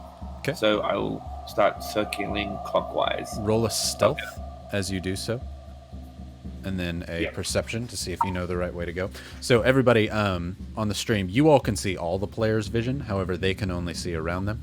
Right now, their dark vision is very hindered. They can only see about 20 feet out from them in dim light, so they are unable to see these other areas. So please don't be looking on stream, other folks. I'm sorry, what dark vision? You, Gideon, can barely see from the light of the moon. Yours Am I is with actually them? only 10 feet of dim light. Oh, All right. geez. So stealth is 21. 21. You creep and crawl along the ground. You don't even stand up, trying to make yourself look like you were just a body on the ground walking by. As you head, roll a perception. My perception is actually my best perception I've ever done. So 16 plus 1 is 17. You start to recognize this before. You remember that chopping block that you saw, though now stained red in blood. You know you came from the south, so you do start heading south. So I'll tell you to move down a few in the south, and you'll begin to see what you saw before, as you also begin to see your ropes left there from before. As I Salt. think I saw someone. You walk down We and don't begin to have any see of our stuff. Gideon and Summer's body. I don't think I've ever walked this slowly with Salt in Roll20. You do not currently have your weapons team. Okay. Because I'm just getting used to my wings that I could have used earlier, you know, To fly up and out. to fly up and then just shoot people from the sky. But no. Team, you said you Seems were like heading you over. idiot. Yeah, I'm gonna get next to Zinnia and quietly wake her up as well. Also, Bobo's sister said the DM looks like Sans if Sans was a sleep paralysis demon. Yeah, you got it.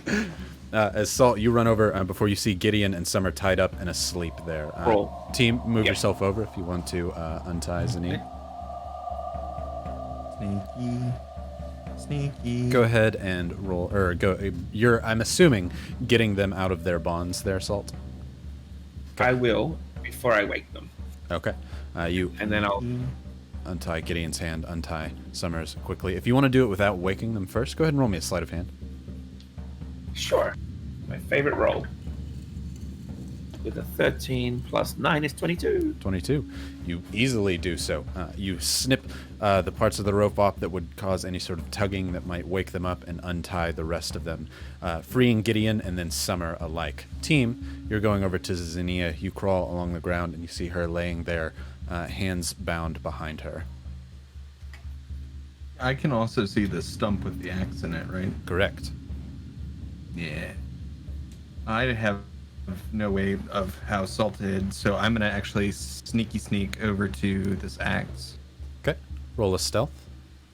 Sneaky. +3. Hey, that's a non-nat 20. Nice. You follow Salt's guidelines as you saw him crawl along the ground. You try and be as much like a body as you can, where you reach over and grab the axe embedded in the stump. You, without really having to do much, you pull the axe off. The blade is covered in fresh blood on the top of it. You quickly wipe it on the ground before sliding back over to Zinnia and using it like a pocket knife, slide it up to break the bonds on Zinnia. Being that you are less delicate than Salt is, Zinnia, you start to feel your body kind of shake back and forth as suddenly you're awoken to Team with his mouth over your hand to silence you. Jackie's bald cap broke. It broke right down the middle. I Oh, was did rush it? the VOD. I was adjusting it and then it split and That's great. That's, I wish I could do you that. make a you know? very awesome bearded lady, at over least. there. It's true, true. Ooh. It's Hallows Eve, right? How was he? And then so it was music.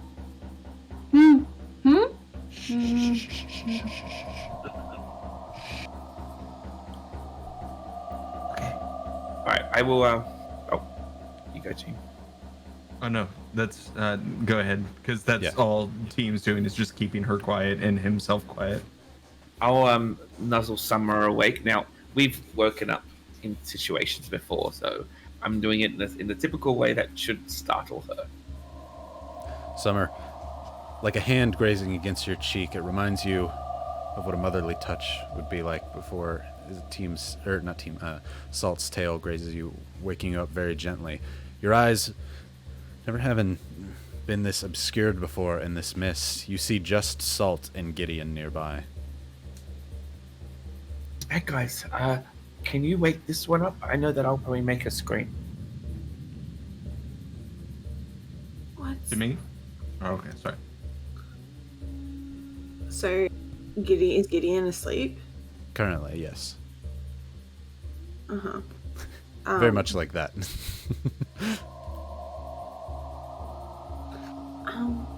What? Do we remember what happened? You do. There's no loss of memory here. However, it was earlier during the day, and now suddenly it is very, very dark, save a red dot in the sky. Have you... Do we know where everyone is? I was with Team Manzania, and I've come to find you, and I can take you back to where they were. But there's a whole bunch of guys with like torches, and I think they're trying to do bad stuff to us. They don't have candy. Okay.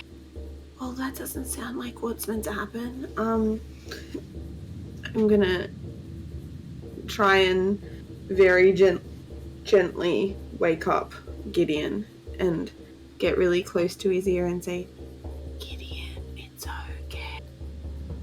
Wake up, but don't scream. Gideon, roll a charisma check. Being that you're woken up by people that you have never even slept near before, and something very bad has just happened to you. Additionally, this is the first time Gideon's actually naturally slept, I guess, in a while. Naturally, quote. Naturally. Yeah. That's a whole whopping 4.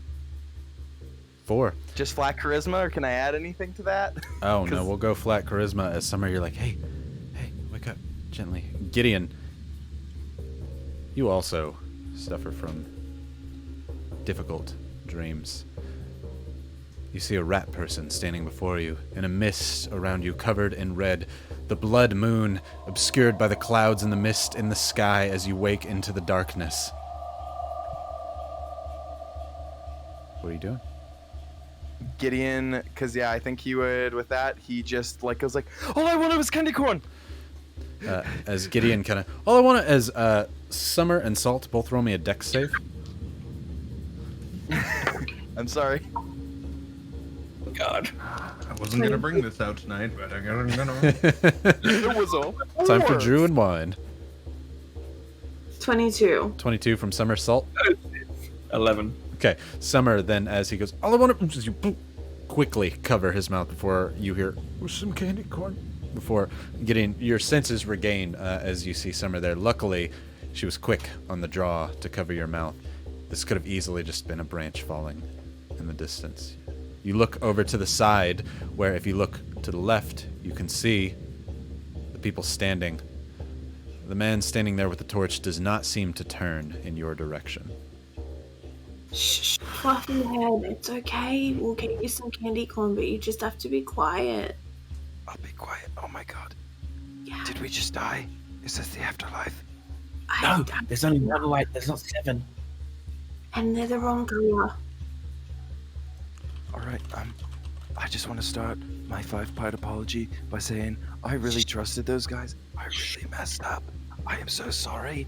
Yeah. What do we do? Follow me. And I start crawling back up towards where the other two were. Okay. Salt leads the two of you across the ground. Salt's still with his same stealth roll. Gideon, Summer, if you're trying to be quiet about it, go ahead and roll me a stealth roll. Mm-hmm.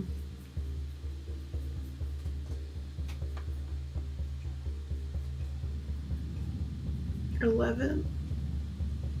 That's 11. a natural 1. +1. I'm so +1. sorry.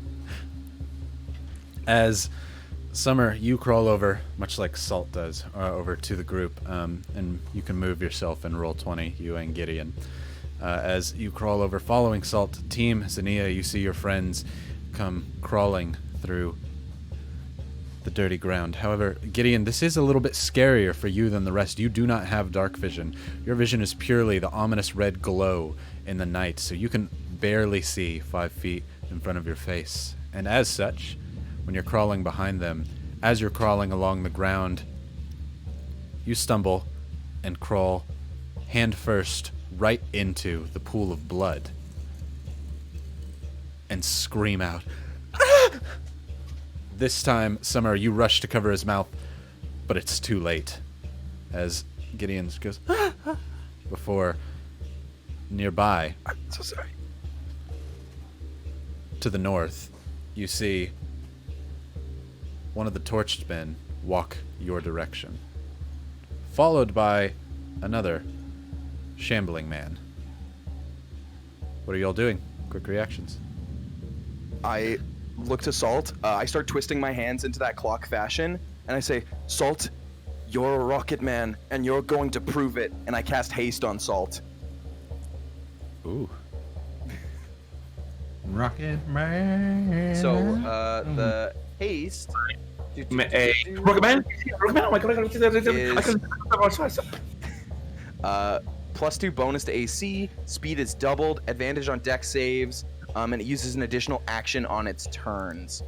I feel like while I'm doing the huge breathing, we see Salt like vibrating, but to his perspective, we're suddenly all going, so Salt, what I need. You were all Salt. You were basically now in a mini version of the Quicksilver from the X-Men movies. Not quite as fast, but getting there. As God. You're doing that, I do need reactions from the rest of the players. What are we doing? I've got the axe in my hand and I'm running straight towards him. Straight towards him. Okay. Oh wait, do we have our items? You do not. Wait, is this a tree in front of me? You have your I can't armor, cast but you do not spells. have your weaponry and equipment. So So we we don't don't- have arcane focuses. I can't cast spells. Oh no. Ooh. Oh, we That's don't have our true. focus Oh yet? my god. Wait, what? What are we supposed to do then? I guess I cast guidance, because that's the beginning and end of my spells right now. What is your arcane focus, Gideon? Mine is my hourglass where if time doesn't flow, and my pocket watch. Okay, yeah, you do not have it then. If it was a necklace or something like that, you might have it. What is your focus, Zania? Oh, I was thinking it was a necklace. Just something that's like nearby. Then you and- do have yours. They don't strip you of your armor or your things that you're wearing, but they do strip your pockets and your packs. Was it I don't just go fast. just out of curiosity for lore's sake? I thought your scar was your focus. No, that was just kind of like a Just a flavor scar. yeah. A Cool, flavor cool, cool, scar. cool, cool. Yeah. Well, in that case, I'm still running at them with this axe. So am I coffeed up or am I non-coffeed up? So let me look at haste and see what it specifically requires, because I do think it requires Haste a component. is verbal, somatic, and material. Yeah. So Okay, then yeah, you can't I do that would like one to then. apologize to the entire party that I am useless right now. No worries. Guess that's There's something some you'll have spells to I can alright. cast. Wait, let's see.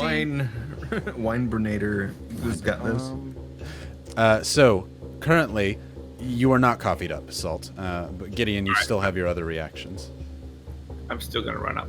Okay. That's my reaction. Salt and team are currently going to charge the man with the torch. Zania, Summer, Gideon, what are you doing? She'll probably whip out her tiny little cloud as her. Sorry, I'm blanking out. Nope, spiritual weapon. Okay. As you grasp onto your necklace and your hand reaches out as a red energy flows through, the only thing that you can see in front of you is the current lit up areas, and so you cast your cloud nearby him, correct? Yes. Okay, I will place that. What are you doing, Summer? Summer's going to start calling out to this guy who is the closest to us, and she's gonna sing trick or treat, Gideon wants something nice to eat, and cast this vicious mockery at Okay. him. And last thing I need is what Gideon is doing now. Yeah, since I can't use my stuff,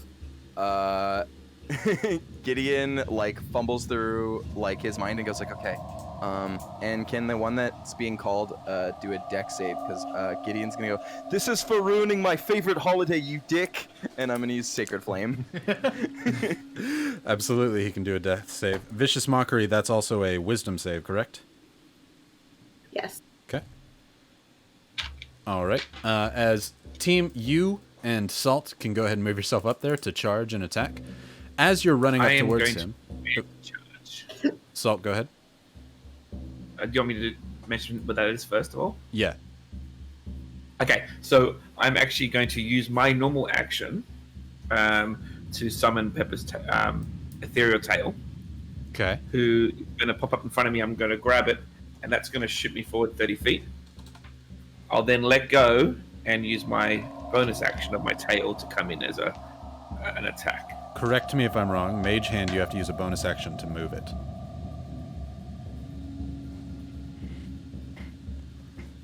correct? Spectral floating hand. I do not see it as saying bonus action.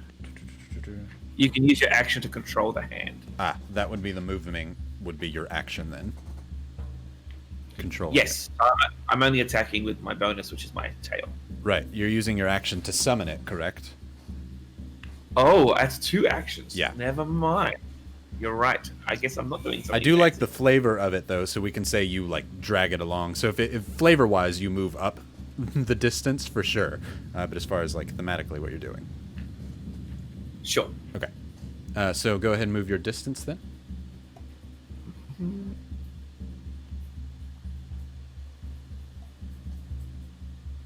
35. Beautiful. Right. Suddenly, the man in front of you has glowing, bright eyes coming out from inside of his pumpkin face. The man behind him, who seems to walk with a bit of a limp, has a pumpkin with no carvings on its face at all. Which, by the way, I'm going to go ahead and show something for everybody. The art tonight, provided by Retrograde Minis. This is the cultist that you see in front of you. They made the art for all the monsters and creatures tonight. Awesome. So badass. Chris, who is awesome. Followed by the other man behind you, who his pumpkin seems to have vines wrapping around his body. As you get closer, you're going to see his guts pouring out from the center of him. Pretty cool. As Salt, you run up to attack. Suddenly, the words clang around in this man's head. As Summer, you mock him, and it does hit home. How much damage does that do, first of all?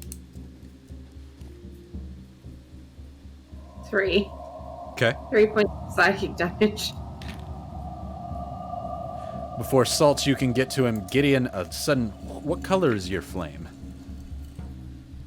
Gideon makes like a bright, like pink flashbang almost, because Gideon's spells aren't necessarily harmful, so it just like explodes in their face with a quick burst. A burst of glitter shrapnels into the side of this pumpkin, almost disintegrating it on his head. How much damage do you do?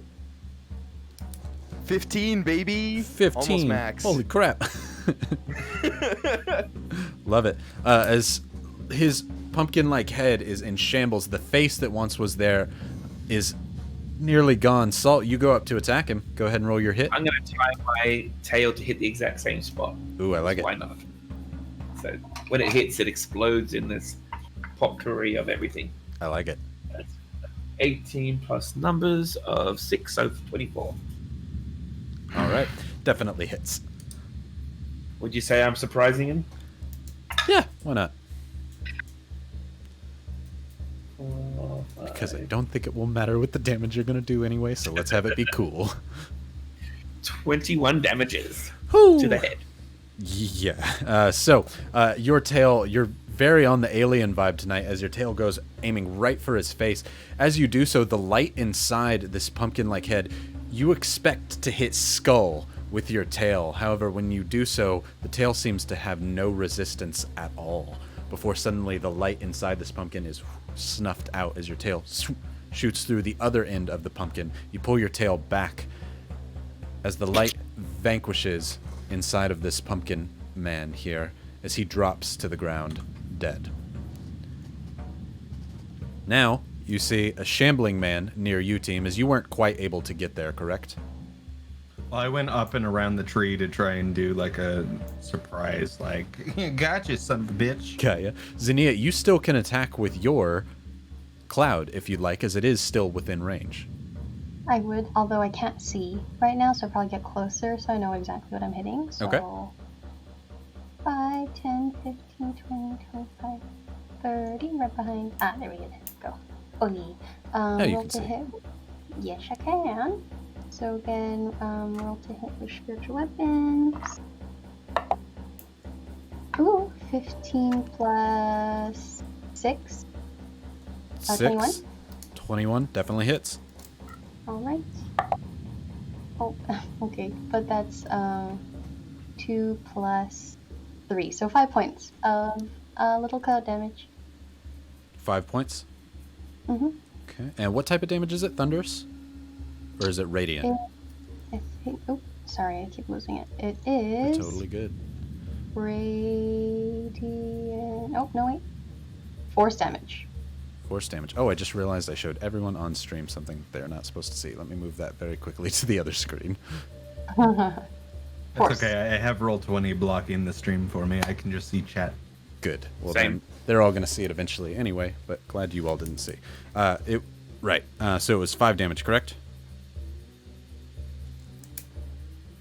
Correct. Yes, sorry. Okay, Yeah, sorry. cool. Yeah, just double checking things. Right. As suddenly your thunderous cloud causes a shock and a boom of thunder as this thing's arm almost flies off, meat barely hanging onto its socket there, which would definitely be a blow that could kill a normal man. However, he seems to be standing and holding himself upright there. As team, roll me a perception. Natural 20. Nat 20. You see above you the other group of men with their torches have turned your direction. Currently, you have snuffed the light out that was there, but they do know something is up. And they begin moving downwards towards you all.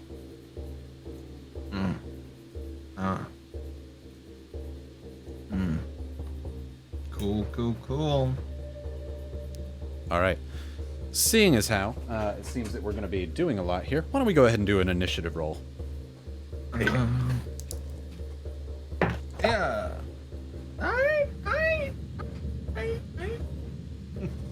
Dying dog apparently is my alright. Jackie. 21. 21. Team. 22. Okay. Gideon. 25. Damn. Wisdom mod to my. I look into the future and add it to my thing. Go. Time cleric. Summer. Yeah. 19. God, y'all are so high. Salt. 20 Oh my god. plus 5, man. Wow, a 3. Yeah. Right. That one beast will get to have its turn before we move on. But y'all are definitely first in the initiative order next round. As this one creature here that's nearby, kind of dumb, doesn't really know what to do. It only sees the first person in front of it, which is Salt. So it's going to run up and stay right next to the cloud. Not a great idea. But it is going to attack Salt once. That is I think a 5, so no, as it lurches out with both of its arms and attempts to just slam you on both of your shoulders, Salt. However, you dodge nimbly and quickly, pulling up your tail and your fists, ready to fight. With that, it is currently 8:48. Seeing as how we just rolled initiative and some things are going to go on, how about we take a small break here? I think that's a good spot for it since we're ready to go. Does that work for you all? Works for me. Beautiful. Right. Let's take a small break here. It is currently 8:48. How about 7 minutes? 8:55, just a little bit from now, and we will come back. If you're gonna say chat, I murdered Otta unintentionally. Hey, and he's just a pet, right? That's not that big a I'll deal. just grab one of your bones. It's fine. If you die on Halloween, you don't die in real life. That's what my mum said.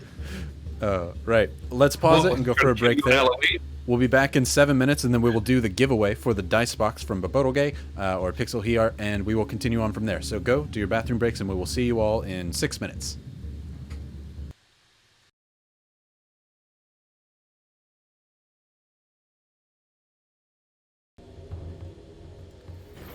Welcome back. We are done with the break, and actually I'm going to get off of this screen so that we can show what we're going to be giving away today. Hopefully you all had an enjoyable break, because it is time to give away the amazing dice box that looks like a coffin from Bobo Dilgay or Pixel He Art, depending on which one you're looking up on either Twitter or otherwise. So if you haven't entered that, make sure you do very, very quickly, because it's about time to enter that, or about time that we're done and doing that giveaway. So maybe about 30 seconds left. If you haven't done it yet, do ! LUD, and if you're not following, then obviously you need to be following to enter that one as well. Also, where did Ryan go? Yeah, everybody's back to their normal selves. Thanks, Drew, for the solidarity of not making me just be alone in a costume. Though the two bearded ladies definitely are still technically in costume. Actually, I got you. Also, It might work. I totally thought Alex. I didn't. Yours looked really good as a bald cap. I was like, dang, Alex really went all out. He shaved. Oh, the mask, absolutely gorgeous. I tried. My wife wouldn't let me. Dude, Oh wait, I have an outfit. Does this work for a Halloween costume? Yes, you have a Hellboy's hand, dude. Oh, my jealousy. I thought the Iron Giant hand. Oops. I clearly don't know. Oh, wait, hold on. I can't see because I'm wearing glasses. The opposite of my problem. Ooh. Dude. Perfectly balanced as all things should be. Oh goodness. Also So signed good. by Todd McFarlane, who hardly goes to any conventions. That's Nice. awesome. That's what's up. Ready? Wait, are you guys ready for mine? Ready? Oh, oh, oh. Damn, I feel like That was adorable. I'm a spoopy bearded lady. Yeah, you're the bearded lady. We've got costumes, and then Salt is actually in the world right now with Salt flying in the background. I truly thought you all were pranking me in the beginning, and that your costume was that. Oh, we've got technical problems, because I was like, some of you just have Post-its over the top. I know you don't have technical problems. That would have But been Jackie so came to mean. save the day. Jackie said, "That's what I was like. Are you guys kidding me? I did all this." I was so upset for a second. I was like, "No, that's genius. I should have thought of that." Just And then I being had so to big. actually, it was perfect timing. Right? No, it was Oh, great. Yeah. 2 pranks in Yeah. one. Right. If we haven't done it yet, let's go ahead and do the giveaway for the amazing Coffin Dice Box, dice not included, from Bobo Doge. If you want to rock that one for us, Bree. If you haven't done it yet, it's too late, but we are going to have another giveaway coming up soon. Jackie the bearded bat. It's Meowzap. Meowzap wins again. Hey, you know what? Everything Meowzap. wow. Meowzap wins. Meows that? Awesome work. I promise this isn't rigged. Hey, you know what? Honestly, Hey, it's last time we said that, he became a full-time cast member, right? right. Correct. Starring You too Meowzap. can become a full-time cast member of Meowzap. All you Honestly, have to do is chant, "I will win, I will win, I will win, I will mirror," until they ask you to join, and then you assimilate with them. this is good karma coming around because we accidentally sent Meowzap a prize that somebody else had won, and they weren't bad people. They told us, "Hey, you sent this to the wrong person. Let me send it back to you." So good karma going to Meowzap. So they earned this one. So much appreciated on Meowzap's side. Well deserved. Well deserved indeed. Cool. Well, you won Bobo's dice box. So Bobo's basically giving it over to another person in the Discord and a friend. I love it. Congratulations.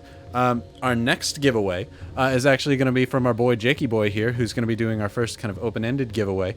Again, he's going to be doing one of his $90 sets for the full custom character art. So if you want to design a character with Jakey Boy, That's so cool. he gets to make the art for it. It is so cool. So make sure you enter that one. And then we have one more giveaway coming towards the end of the night, which we'll talk about again. Oh my goodness. It's so cute. Who's, That's all I'm who- gonna say. Oh, Oh. the last giveaway is super duper cute. Oh, yeah. I was like, oh, did somebody bring a dog on? Yes. Sorry. And we can enter that one, right, Ryan? Oh, no. Okay. Oh, Jakey wants to, but we made him a full-time cast member since he apparently has the ability to say, I want that, and win it. That's why we had to make him a cast member. Had to be done. Right. Let's get right back into it. We recently rolled initiative, and you all rolled very, very well on your initiatives. So with that, topping it off, it's Gideon. Currently, you see this shambling man right near Salt. Actually, you don't, because you can't see that far. There's no longer a light source there.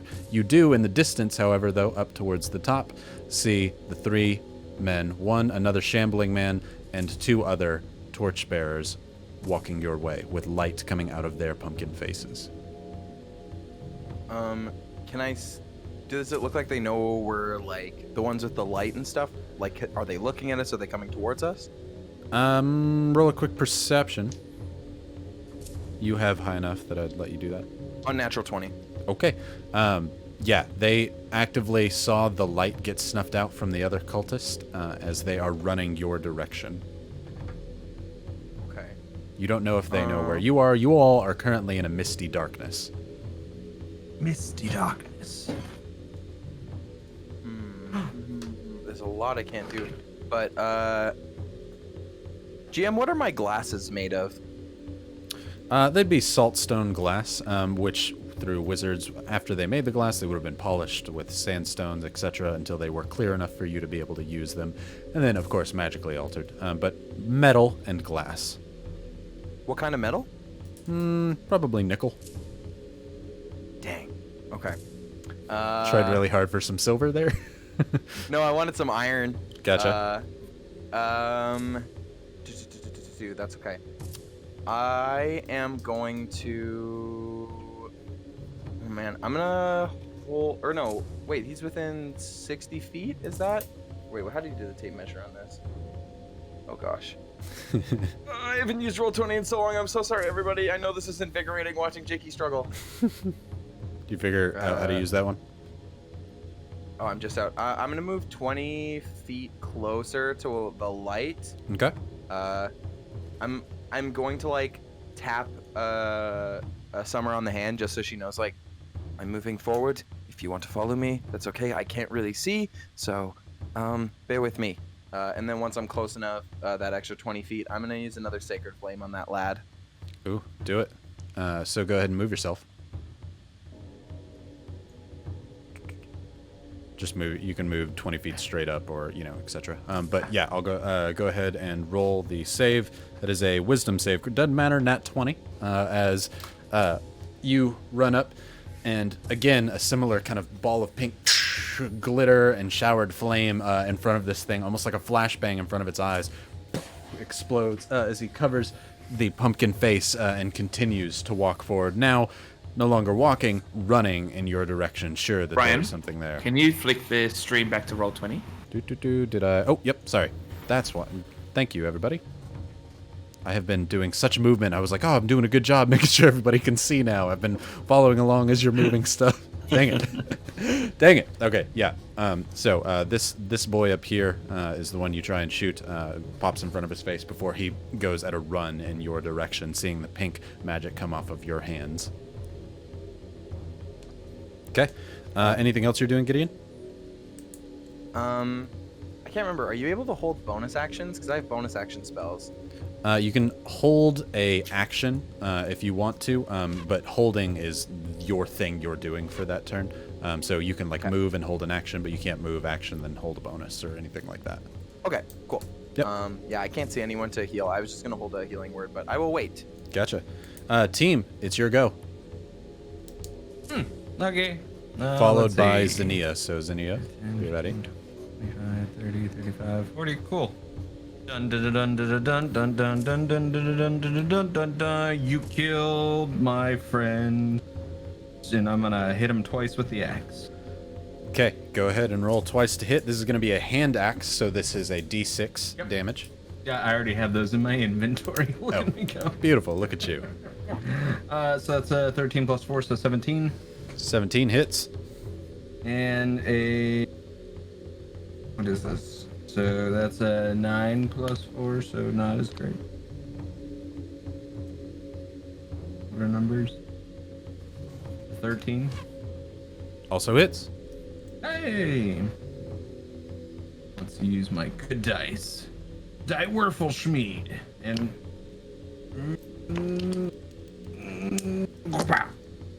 Hey, that's gonna be a +1, so that's a 6, and then a 4. So 10 slashing damage all day. Total.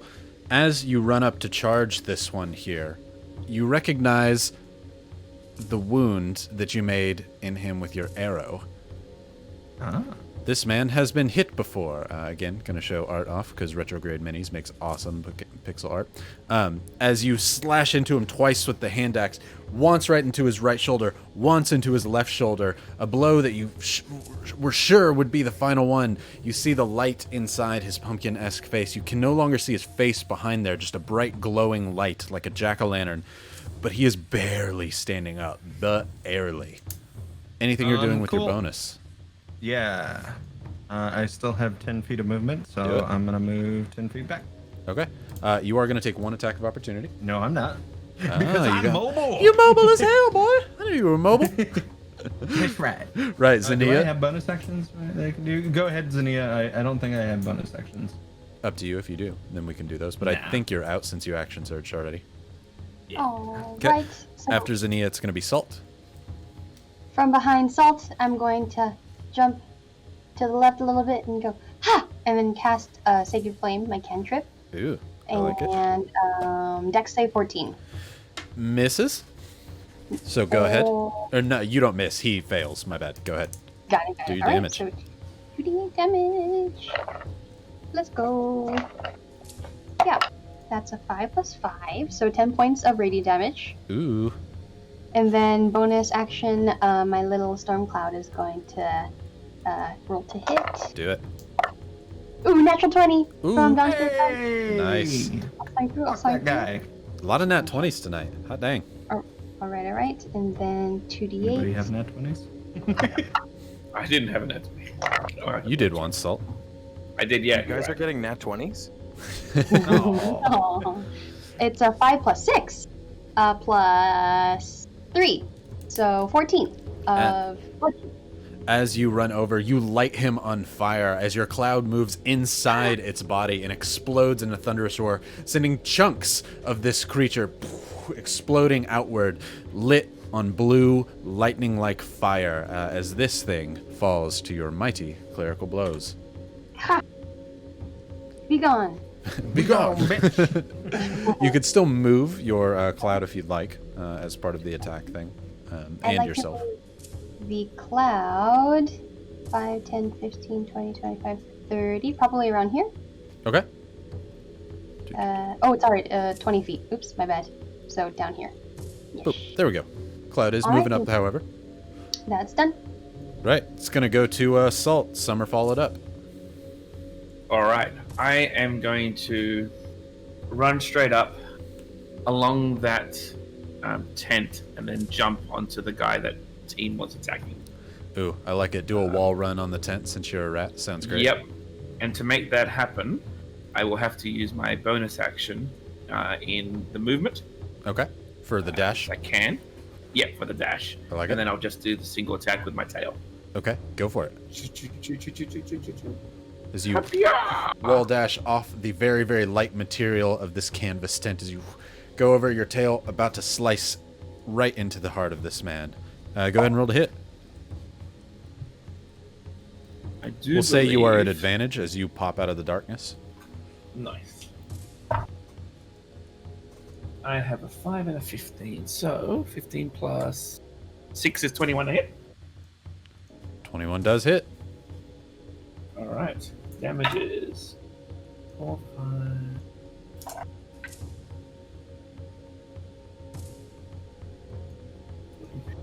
5. 15 damage today.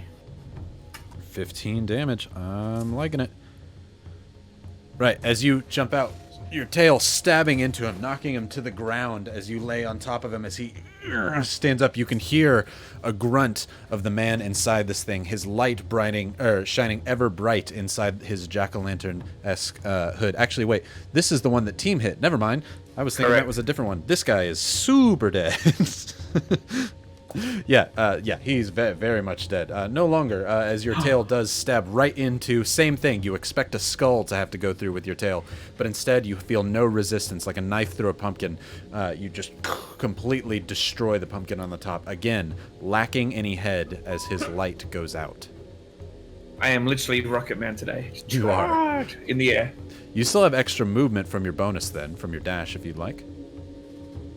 Sure, why not? 1, 2, 3. We'll get up to the top of the tent there. I like it. Ready for another jump. Sounds good. Summer, it's going to go to your turn before it goes to theirs. I'm gonna move up to where Gideon was, Okay. and hold on to him with my tail, so that I can kind of help guide him a little bit. I'm gonna move up in front of where he is. Okay. Actually, Thank you. I don't think I can actually see anything other than.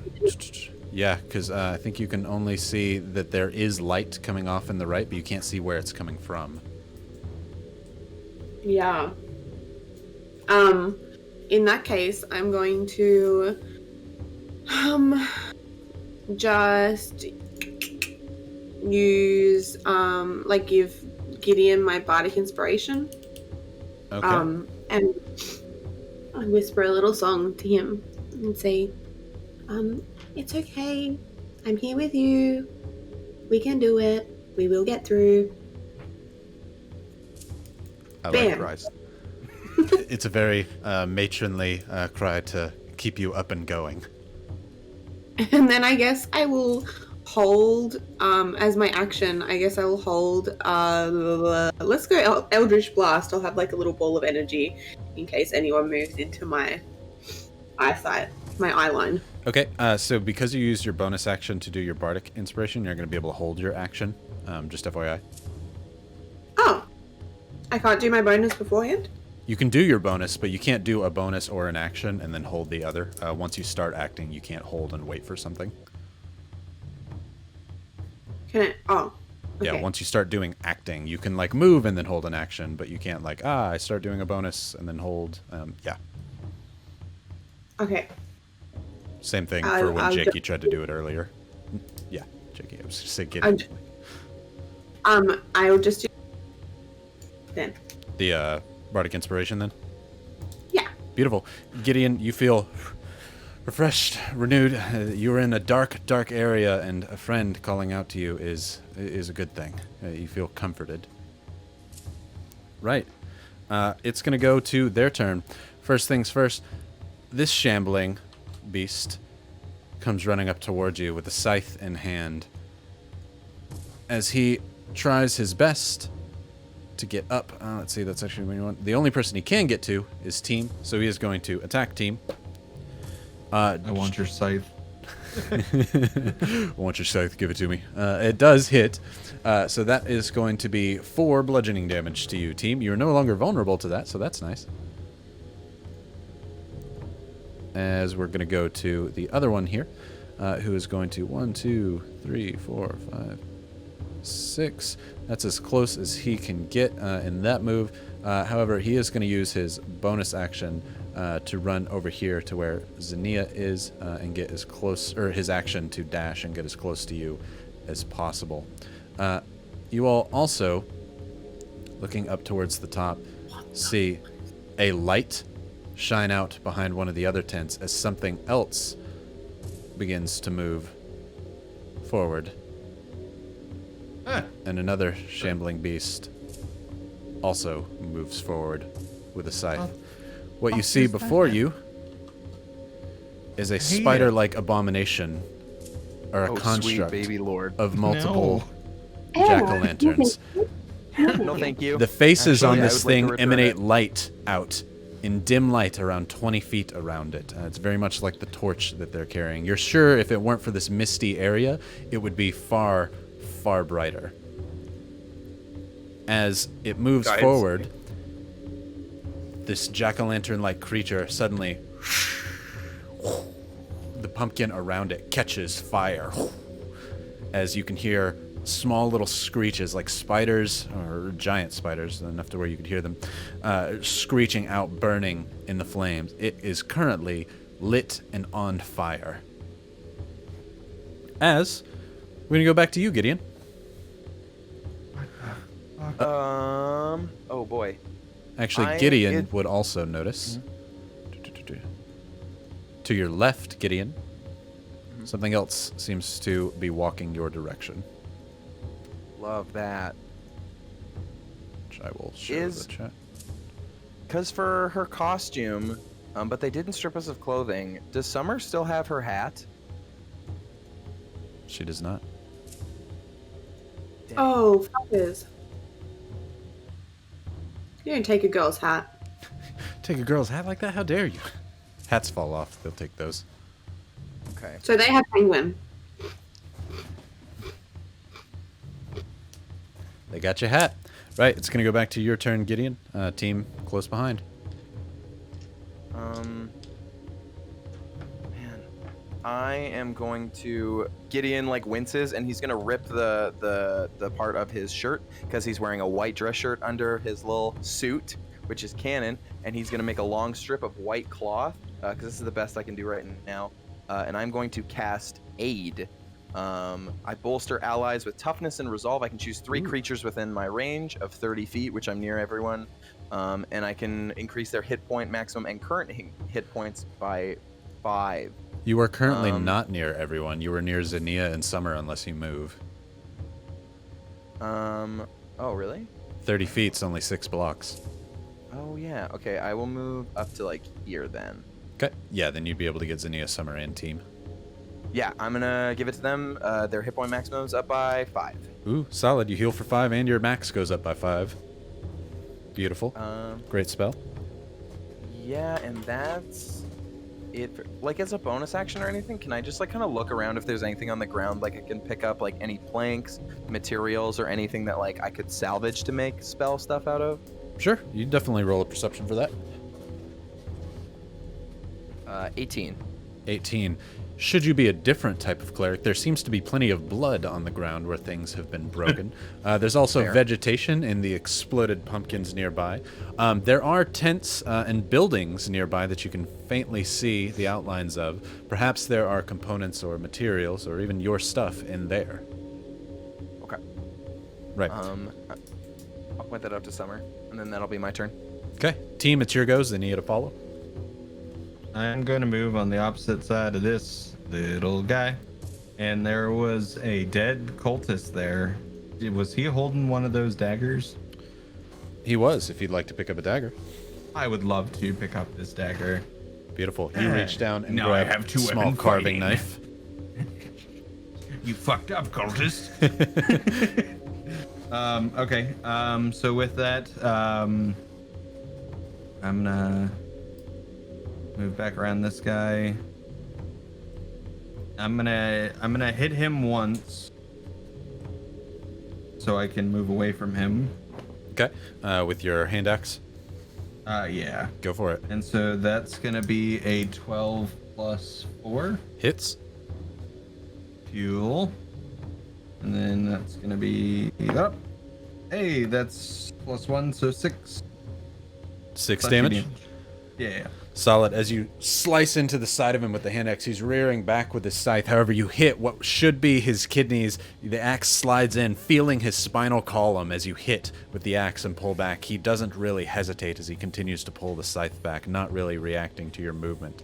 As you're free to move away. You should have 10 feet of go movement right left. here so that I'm flanking Okay. this dude I like in it. between. And I'm gonna hit him once with the axe and then once with this dagger that I know fucking hurts. Do it. Ta-da! That's a natural 20. Nat 20 with the axe. God, nat 20s tonight. I like it. Go for it. Bam! That's The red- Werfelschmied. Ooh, wee. So that's gonna be 12 slashing damage. As your axe comes down right into the top of this pumpkin head, the light inside it, Xenia, glows extremely bright for a second before dissipating as you get chunks of pumpkin that slam into your face as Team brings the axe down. This creature falling here, dead, on the ground, taking away your light source. Oh, thanks, team. And then I run back to this guy and use my dagger. Mobile. I like it. This is a And that's- Beyblades game. That's gonna be an 11 plus I don't have a dagger. That's a finesse weapon, correct? Correct. So that's gonna be a +7, so 11, so 18. 18 hits. Cool. I don't have a modifier for this, so it's just a D4. Come on, D4. Haba! Hey, that's a 3, so 3 more stabby damage. 3 more stabby damage. Okay. He's still looking pretty healthy as he swung his scythe as you nimbly dodged out of the way to run back. You run up and try and stab Let's see. into his Hold on. heart. Again, going right into his heart with the daggers. You pull away. He pulls his scythe back, coming for another slash. Okay. Right. That's going to be everything for you. What a round, though. Xenia, it's your turn with Salt to follow. All right, she's gonna. Can the spiritual weapon move through things? Probably no, right? Can you what now? 10, 15. Can the spiritual weapon move through things? I don't think so, right? I don't think so. All right, it'll take 20 feet anyway, so 1, 2, 3, yeah. So right next, oh, wait, 5, 10, 15, 20, yeah. The cloud is gonna move over here. Beautiful. And then going to go ahead and whack the dude. Whack him. Whack 19 to hit. Definitely hits. All right. And then, another 5 points of force damage. Alrighty. As All right, and you go ahead. blow a chunk out of this guy, his arm flies off. He's no longer holding the scythe. Guts and blood sporing out of his left side there as he reaches back without hesitation with his right hand claw to attack Team. He doesn't even seem to notice that his left arm is gone. Okay. And then I'm going to run over. 5, 10, 15, 20. I'm going to move over here. I like it. And this time, I'm going to Toll the Dead on this one. Oh, the one right next to you? Yes. Do it. Let's say 14. Ooh, actually, I think he has a negative wisdom. Give me 2 seconds. Wisdom, correct? Bigger. Yes. They actually do not. I thought they did, but they do not. So he does make it. He had a 15. I was like, okay, -1, and he's gone. So you do ring out a thunderous bell in the air, boom, trying to call this man back to the grave. However, he does not answer the call. All right, that's fine. And that's it. All right. End of your turn. It's going to go to Salt. Summer to follow. You're gonna have to move your screen because Salt's just noticed something insane on his in his vision, slightly to the left. Oh, yeah, you definitely And he's have. like, "What the f- is that?" As Salt calls it out, I'm going to try and pantomime very slowly over. As you all turn and can see in the distance, you were focused so heavily on the fight from before. You see what has to be the largest pumpkin that you have ever seen, growing on a vined stalk in the air. This pumpkin must be nearly 20 feet wide, 20 feet tall, with several other pumpkins growing on the vines off of it. These vines themselves seem to move and slither between all of the other pumpkins. The great tall pumpkin there, however, not moving as the vines slither around like a pit of snakes. I hate that. And I think it might be easy to go ahead and do that way. I can make sure everybody sees it. I'm going to do the thing where it pops it up in front of everybody. Bang. Sorry. I had to get to it. I hate all of this. That is what they see in front. Jesus. That is what they see in front of them Now currently. you know why I said, "What the fuck?" Sorry, no, I'm just sitting here and I've got the screen on Roll20 like huge. It's just like, hello! I'm a scary ass Pumpkin pumpkin. face. Right. What are you doing, Salt? Salt yells out, "What fuck the is fuck?" that? And everybody who can see it sees it. I actually don't think Gideon can see it from his angle. I can. You can? There's Okay, all the light around there. I have a perfect line of sight on it. Okay. I didn't know if your angle Yeah. allowed it. Great. You definitely I can see then. the tentacles and stuff, and I was like, oh, I don't want to be the one to Uh-oh. call that. I hate that. It's scary. All right. Well, first things first. I gotta make sure my my friends are able to go and approach it together. So I'm going to run up onto this tent here, and then dive towards the spidery thing. The It's on flaming fire. thing? Do it. Oh yeah. Go for it. You roll and go to attack with your tail, I assume? Yes. Beautiful. And that is definitely gonna hit. That's 19 plus 6, 25. Hits.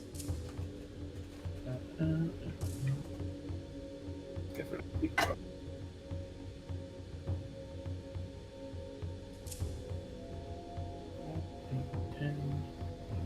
That's 18 damage. 18 damage. Right. As you as Salt jumps down with his piercing tail, you slam right onto the stem of the pumpkin that is connected to these arachnid-like legs on this creature. You're gonna pull your tail away quickly before the fire dissipates. However, as your tail goes through, piercing the center of the pumpkin, this thing, the fire suddenly vanishes, leaving you in the darkness there next to the shambled creature. But that thing is dead. and then with my last 10 foot, I'll jump on top of the tent.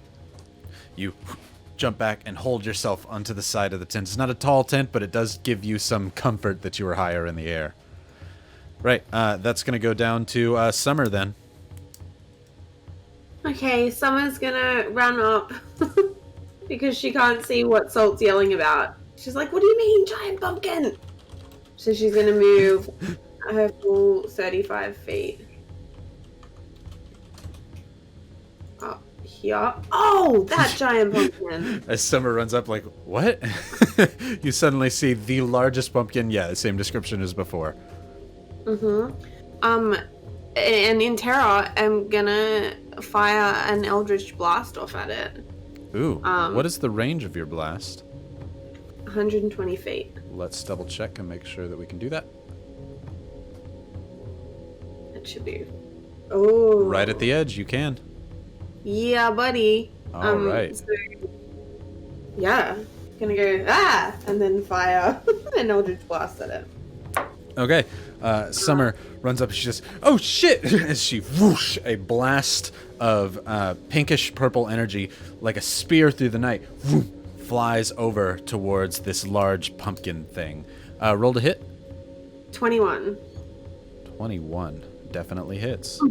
Hopefully, right? Definitely hits. And then that's 8 points of force, I believe. 8 points of force damage. Radiant. Radiant damage. Oh, because of the type of thing you are. Yeah. Actually, then, let me double check something.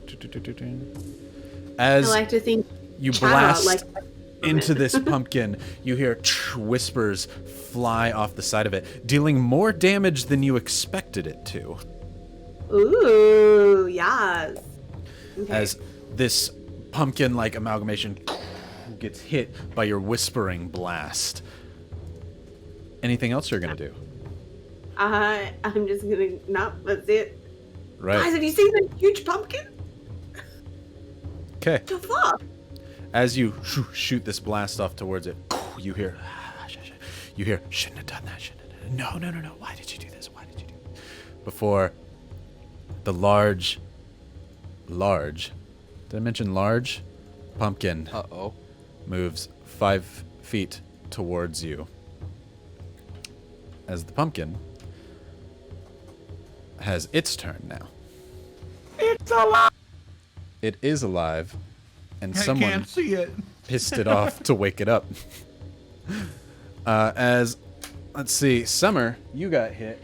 I'm gonna need you to make a specific save for me.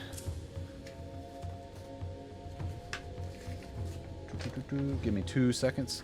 Was not prepared to find this one that quickly. I need a wisdom save from you, Summer.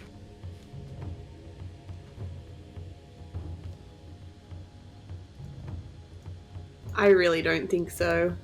6. 6. As you look towards the pumpkin, it turns its massive pumpkin-like figure around, and you begin to see a jack-o'-lantern-esque face with a rainbow flame inside of it, dancing hypnotic colors. You look into its eyes as it seems to stare directly back into your eyes. I am seeing chat say luck. It's up to you if you want to use it here. Yeah, let's go 1 luck. I feel like as Then I'm gonna say go fuck yourself and stop your luck. GFY. Toxic. That costs me a luck, right? That does cost you a luck to reduce the GFY, basically. How dare? Rude. How dare you punish players when bad things happen? How dare I? Dare you? How dare I? I'm still sitting at 2 GFYs, so can use them all you want tonight, guys. Chat, I don't know what you expected. He's dressed as Spade. Like, what do you expect from this person? Right. Guys, Sans Undertale has cursed us. Right. As you look into the rainbow flame in the center of this pumpkin stares back at you. You stare at it. It stares at you. Before you begin to feel the light enter your mind, you feel it dance around the inside of your brain. You begin to emanate light from behind your eyes in your head as you feel yourself being dominated by this large pumpkin beast. Pumpkins are good. Pumpkins are good. Maybe this is a good thing happening to you, as you are affected by the dominate person spell. Mm-hmm. Right. With that... Oh, sorry. I'm getting yelled at. I have 2 beams of Eldritch. Oh, yeah, might as Blast. well hit it a second time. Piss it off. Just before. Do it, just, Just prod it a few times. That hit. That was an 18 plus 6. Definitely hits. It'll be 3 more radiant damage. 3 more radiant, so it's, again, somehow, it seems to hit with a greater purchase than you had originally imagined. So you actually hit it twice before it turns around and starts yada yada. You feel like GFYs cancel luck. You could use inspiration on luck if you wanted, and that seems like a bit much. GFYs will definitely do that to you. This is... I have them too. Use them on me all you want. Right. Yeah, so we're going to go over to the other little baddies here on the side. Quite smaller in size for these little baddies. As the one next to Xenia and team is going to attack Xenia once. Being that she did a lot of damage to it recently. And it does actually land and make purchase on that. Good for you, little guy. As it slams into you. With his one arm. He slams into you for 4 points of bludgeoning damage, Xenia. Wow. Oh no, this is the worst. This other one here is going to chase up to Salt, who recently destroyed the little pumpkin spider thing, and it is going to try and attack and slam into you, Salt. It is not quite as strong. You jump up onto the top of the tent and it scrambles slowly as it tries to reach up there and grab you, but you're too high on the tent for it to be able to do anything. With that, the last thing you see, you continue to see that other person from the bottom left lurching towards what was your previous position. Right. We're going to go back up to Gideon as you see Summer stop and stare at the other pumpkin, the giant pumpkin up there. I actually don't see that because I still can't. Oh yeah, see she's out of your range actually. You just see the pumpkin move. and its bright face. 5, 10. Oh, now you see well, it. I would see her now. Yeah, I'm gonna go here. I don't know why I didn't think about this at the beginning. I yell Bean Illume. If it's within 60 feet of me, that thing starts glowing. Say what again? I say Bean Illume my drift globe. It turns on. So I'm gonna shout that, and if it turns on, I know where my stuff is. Ooh, all right. Let's see, within 60 feet, correct? Yes. You yell So I out. get to either process of elimination or find my stuff. You yell out and listen on the edge, but you don't see any lights open in response. Okay. Smart though. I do like that. I had to check Right? quickly on a measurement. Okay. Good to know. So that within 60 feet of me, it's not there. This pumpkin thing is horrifying. Also, can I see absolutely. like Summer like is emulating its light? Like what vibe am I getting from Summer right now? You take a look at her. She's looking at it in fear. Roll a Arcana check. Oh, base 18. Ooh. Only +3 unless I'm proficient. Let me double check. I'm not. So 21. 21. You look over, look back at Summer, look up at this thing. They seem to be linked in some way. This is not just her standing in awe at it. She is either in its mind or opposite. You're not sure on what purpose, however, there is some sort of link and connection between the two. You didn't even think this thing had a mind. You just thought it was a very scary face. Then I'm just going to try and spend my turn like trying snapping Summer out of it. How are you going to try and snap her out of it? I'm going to use the bardic inspiration she gave me. Ooh. And Gideon's going to try and sing a little song back. What would Gideon sing? Yeah, what I don't would even know. I Gideon haven't even sing? thought of- Gideon says, The disclaimer song. pumpkins Hey are there, awful, don't try. you should be afraid. Cover your eyes, or we'll be made.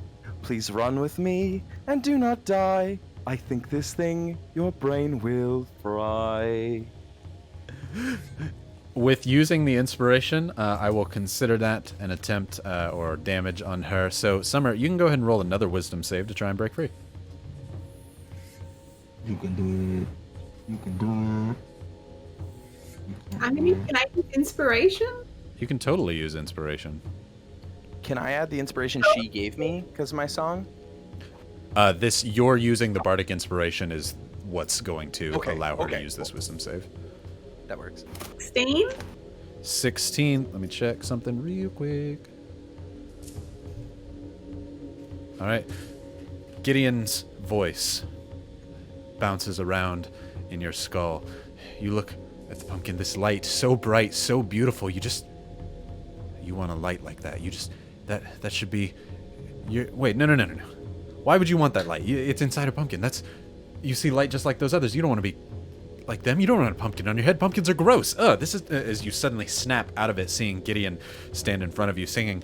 It's oddly and kind of in a whispered, like what he would have mimicked from his mother, lullabying him to sleep as he tries to wake you up, shaking you gently. I am a pumpkin now. Ooh. No, I'm Welcome just. back, Summer. You both share a brief smile. Yeah, we should not let that make us have light in us. Because that was bad. Yeah, I'm absolutely terrified right now, and you standing there, like, it reminds me of a book I read, Children of the Corn, and I hate that so much. Just never, ever, don't. No. The pumpkins. Who wrote that book? Yeah, no. In Asterion, Children of the Corn, I wonder. Stephen Bean. I said because it was Halloween, my gift, my treat is that I'm not giving GFYs on things like that tonight. There's too many real world references to Halloween, so you're welcome. Hey, you asked, I answered. Or the Children of the Corn, I also won't give a GFY on that one. Thank you. Or the 5 bald caps that popped up this morning. How badly I wanted to. You were saying baddies, and I went, baddies? Baddies? Betty's? Gideon, I think that's going to be your turn because we'll have used your action on the inspiration there. You tried to call out, so we're going to go down to team with Zinnia to follow. I'm gonna slash stab. Do it. Axe, stab. I like it. Yeah. Hey, that's an 18 plus 4. That's gonna hit. Hits. That's a 15 plus 4. I can dig this. Both hit. Let me check the damage first Good call. before I do the dagger. Okay. So that's gonna be 6 and 6. What you kill with that. As you take the axe, learning from before that it seems to be the pumpkin that does the controlling of whatever this body is, you slice upward with the axe, carving a clean line off of one side. Darkness inside this pumpkin's head as you slice the axe directly into the side of it and chop it entirely off into quarters as this thing falls to the ground. However, as you're chopping with the axe through this thing's pumpkin-like head, you do see a man's face and blood cover your axe as you slash through. Oh Jesus! I'm gonna stab it with my dagger. It's dead. I'm gonna stab it again with my dagger. Fair out of the enough, fair bonus enough. Action. Use your bonus to stab it on the ground. That's not necessarily a bad play. Actually, hold on. To be fair, I do have to check something. That is my bad. He actually is not dead. Cool. So yeah, go ahead and stab it. That's a 9 plus 7. Hits. So that's probably gonna hit. Definitely hits. And that's a 4. 4. Let me go ahead. I tip my hat to ya. This time, you see his head reaching out from the pumpkin. This thing is an amalgamation of the living dead that was stuck inside a pumpkin. As you try and stab it into the heart, trying to take it down, and it just seems not to fall and die as it keeps rolling very high on the zombie constitution rolls. And so it is still up. I'm gonna just push past it and say, Zinnia, kill it. Do this thing. I have 40, and I'm gonna get. Oh, I'm in a tent. You are mobile. She's And you are super on top fast. of salt. There we go. Well, in that case, I'm gonna get right here on the other side of this thing, so I can still see Zinnia and be flanked with this. That's Alex And I'm doing gonna it. yell out, start checking the tents. We need our shit. Except for with the accent. Yeah, accent. Zinnia, it's your go. You're mobile, so you're not taking attacks of opportunity. So Zinnia with Salt to follow. All right, I'm gonna go ahead and let my little cloud do the work. Do it. Yeah, 16 to hit. It's radiant damage, right? Or is it force? Force. Force, okay. Does hit. All right, and then 7 plus 3 for 10 points of force damage. 10 points of force. Okay. All right, and then let's try this again. This time, as your cloud, again, it worked before, so let's do it again. Your cloud goes inside this thing's body as a thunderous boom explodes, causing body parts to fly all over you. Old, dried, and rotted blood, covering your party gown. Team, I did it! And then I'm gonna... I did it! He's dead. And Very then... Thanks! Where are you? And then I'm just gonna kind of go forward. Fuck the big pumpkin thing. 5, 10, 15, 20. There's a cleric down there with her. She can handle this. She's fine. 20. Alright. And then I'll move up with them right here with my cloud next to me. Sounds good. The cloud move 1, 2, 3. There you go. Oh, you got it. And that's it. Alrighty. Now it's going to go to Salt with Summer to follow. All right, I hear a voice in my head, and it says, "You're not really pulling your weight, are you?" And Salt looks down. He hasn't got his daggers with him or anything at the moment. And so, let's see how much we can have fun with the DM. Salt's going to grab the tail and go fine then, and treat it like a dagger. And we're going to jump up and come down on top of this guy, basically, hopefully using my action and my bonus action somehow, because I'm only using a bonus every turn at the moment, and yell out, "The Stratosphere Tail Spear!" and come straight down on top of this guy. Learning from Hercules, I love it. So I will say, you could use it as a dagger at disadvantage. However, you're flanking, so a regular attack, I would say, as you pull your tail like a floppy dagger in front of you, holding the pierce as best as you can to stab down into it, and then also using your regular tail attack. So yeah, go ahead, do a regular attack without advantage. All right, regular attack without advantage is a +6, so that's a 17. 17 hits. And then my crazy tail of craziness is 13 plus 6 is 19. Both hit. All right, now It's 2 hits, one of them how, sneak. How far we can stretch the DM? I get the extra D4 damage from having the tail enhancement on my dagger. No, this will just be a regular dagger. Damn it! It was worth Nice trying. try, though. All right, Valiant So- effort. dagger damage is 4, Okay. and so I inside my head go, huh, see, and then the tail damage comes in. And I just dropped D6 into my M&Ms. I like it. Rule of cool. Always make it happen. 8, 10, 23, and I hear my voice going, "Huh, see?" Back at me. 23 total damage. Plus the 4 from the dagger, so 27. Right, for the second one. So I rolled really high on the zombie stay up roll, but I did not roll that high. I actually rolled 1 under what I would have needed. So, boop. As you stab into his chest, suddenly you're like, ha! But your tail, with a mind of its own, swipes again right through the pumpkin. This time you do feel the resistance of a skull inside this thing, but it does still drop down below onto your feet. And then I sort of land on top of it and go, "Oh, hi, team." Hello. Hi, team. And then rocket off again. 5, 10, 15, 20. There we go. Alrighty. I love it. Summer, it's your go. If you don't have a point of inspiration, you can take one, because that was a fun use of roleplay. I will take one.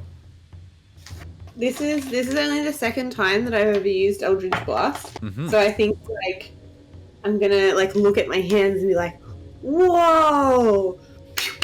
and fire 2 more at the pumpkin. You hear in your hands as you suddenly conjure up that pinkish purple whisper-like energy. As you're about to fire it, you begin to hear, oh, shit, don't do that. Yes, aim for its face as you fire off 2 more shots. Go ahead and roll a hit twice. The first one is only... As pew pew pew pew pew. Mad graphics 11. and animation. Pretend that this is amazing. 11 does not quite hit. You fire into it.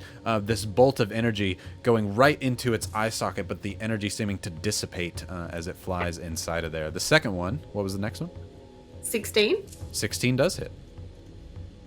And it's going to do 10 radiant damage. Ooh. Again, finding more purchase than you were expecting. As this bolt of energy blasts a tiny chunk off the edge of this incredibly thick hide of this pumpkin. And then I'm gonna go, okay, bye Gideon, and duck behind the tent. Okay, sounds good. Right, so we're gonna go to their turn. In which case I'm going to direct our attention down to here first as we move this person again where he last saw the lights. He's slowly trying to make his way up to where he sees something, but he still doesn't quite see anything yet. You are just out of his visionary range there, Gideon. You can see the light beginning to trickle towards your feet. As we're going to move up and over to here as we see another 5 foot of movement as this snake-like tendrils move this thing further and closer onto the ground. Let me just make sure I got this right. Give me 2 seconds to take a look at something. Okay. And I have to do a quick bit of measuring. We're so far away, I just have to double-check these things. You know how it is. Okay, sounds good. Right. So, it's snake-like vines and tendrils slam into the ground as you begin to see black ooze pour out from underneath this great pumpkin here. As suddenly, Salt and Team, beneath your feet, let me move this over to where we're going to be able to see things. Beneath your feet, I need to be able to draw stuff. Black tentacles begin to fly upwards and in the air. Actually, it's only going to be Salt that it's able to hit with this team. It is just out of your range. As Salt underneath you, reaching up and grasping towards you, these tentacles fly out from the ground. Any advantage of being on a tent? You are not currently being attacked. Though, on your turn, we will see how that is. Let me double check something. Okay, sounds good. So I'm going to draw the area there. As I need everybody to make me a perception check.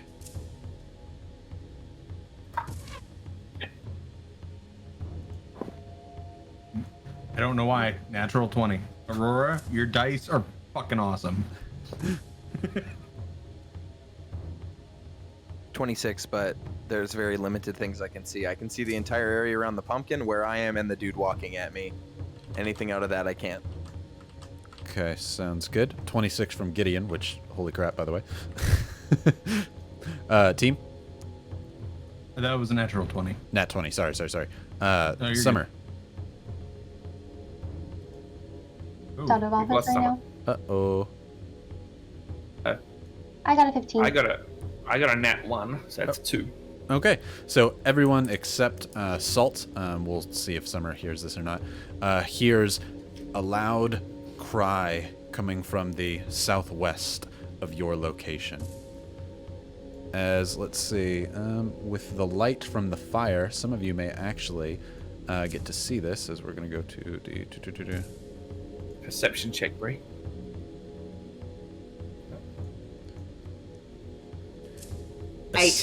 Eight. Okay, yeah, so everyone except the Rat Twins hears a loud cry coming from the southwest.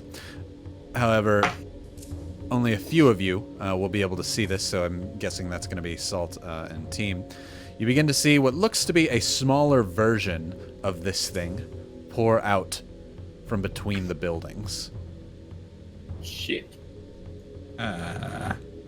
I still can't see anything, but Okay, so They're that's just going to be Salt. multiplying. Right. I can't see anything on the roll 20. Right. Okay, so It's I a smaller thought you might be able to elephant-sized see it. one. Gotcha. So one elephant size. It is still quite large. Salt is about the height of the actual building nearby. I'm going to go ahead and put that on screen for what Salt sees and what you'll all be able to see. It is a smaller version of that thing, seeming to walk on two legs, shambling its way forward. Right. Now we're going to go back to the top. Gideon, it's your go. I'm going to, because this is a tent in front of me, can I duck under the side of it and go inside? Yeah, if you'd like to. Yeah, I'm going to do that. So it's 10 feet of my movement. Can I just do a quick scan? Is there anything, draws my eyes just with my passive? I'm not going to, ruffle through stuff, but just, anything eye-catching, backpacks, anything? Passive, there is a small rucksack here made out of burlap and a small tented sleeping bag stained in blood. The sack seems to be open and most of its valuables taken out. There are small bits of hardtack and jerky on the inside, though. Hardtack. How can I cast a spell with this? I was going to say, is there any form of syrups? Not quite. Okay. I'm going to keep moving then. I'm going to come out the front of this one. Now that I'm here, I'm just going to yell Bean Illum again. Okay, you yell out, looking for a pink glowing light, still unable to see anything. Okay. Then I guess the last bit of my movement I'm going to do... Right in front of you, that green area that we have marked there, is where a field of tentacles are sprawling up from the ground, reaching up towards Salt. You were skirting the edge of it. Okay. Oh, now I can see the gross thing from where I am. That's wonderful. Yeah, now Love you can see what they that. pointed out. I'm gonna... Yeah, I'm just gonna quickly Sacred Flame the big stinky boy for now. Sacred Flame, the big stinky boy. I like it. Okay, that is a dex save or wisdom? You betcha. Dex save. It has horrible, horrible, horrible dexterity.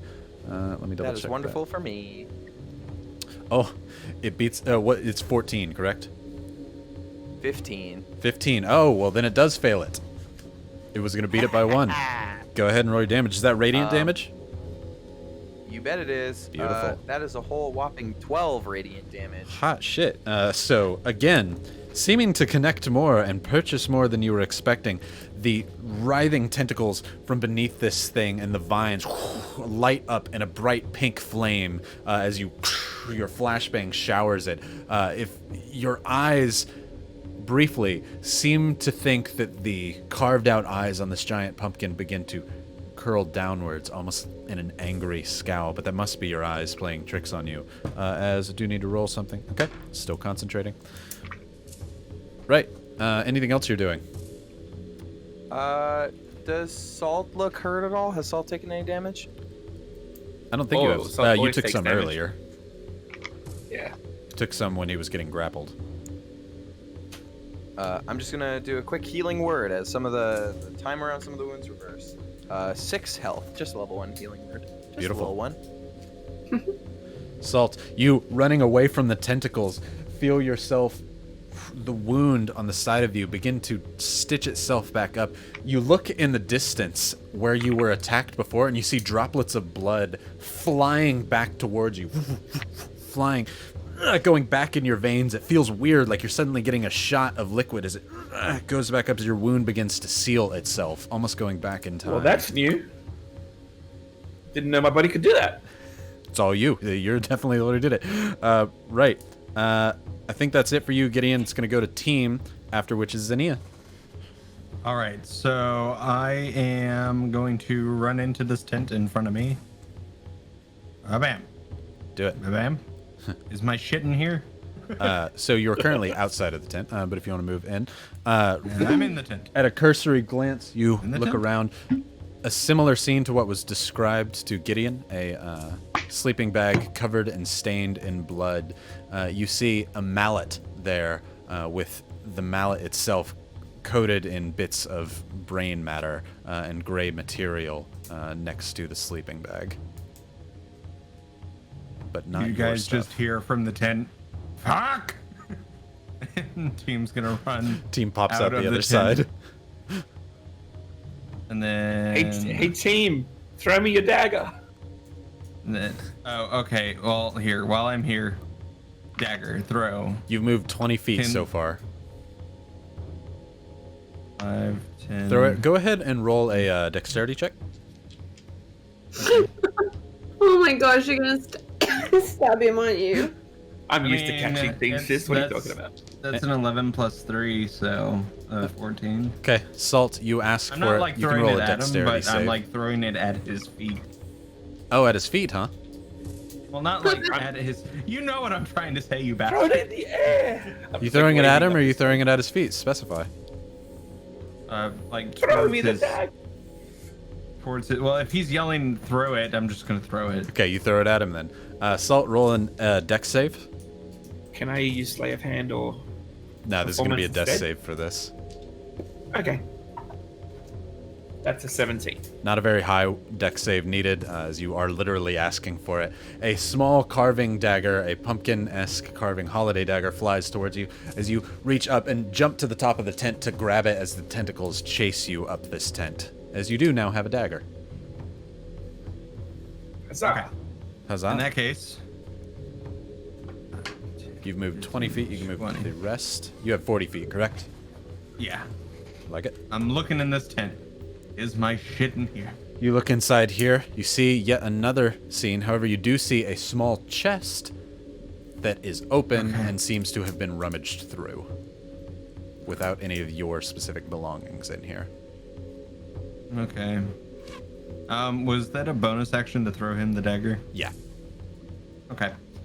I'm gonna get even more angry, and I'm using my Radiant Soul, and eyes light up bright bronze, wings now purple, and you watch as the axe in his hand now starts to glow. Ooh, I like it. As suddenly Team glowing and radiating his own light, which would take too long to actually make happen, but Team is up in the top right corner, Gideon, glowing light up there. Oh, team's alive, thank God. Right. I think that's it for you then, Team, right? Yep. Zania, it's your go, followed by Salt. Alright, so no one's gone into the tent next to me, have they? Correct. Alright, I'm gonna go ahead and enter 5, 10. Okay. You look inside. This a similar carnage scene. However, you see one leg left in here and inside the tent here.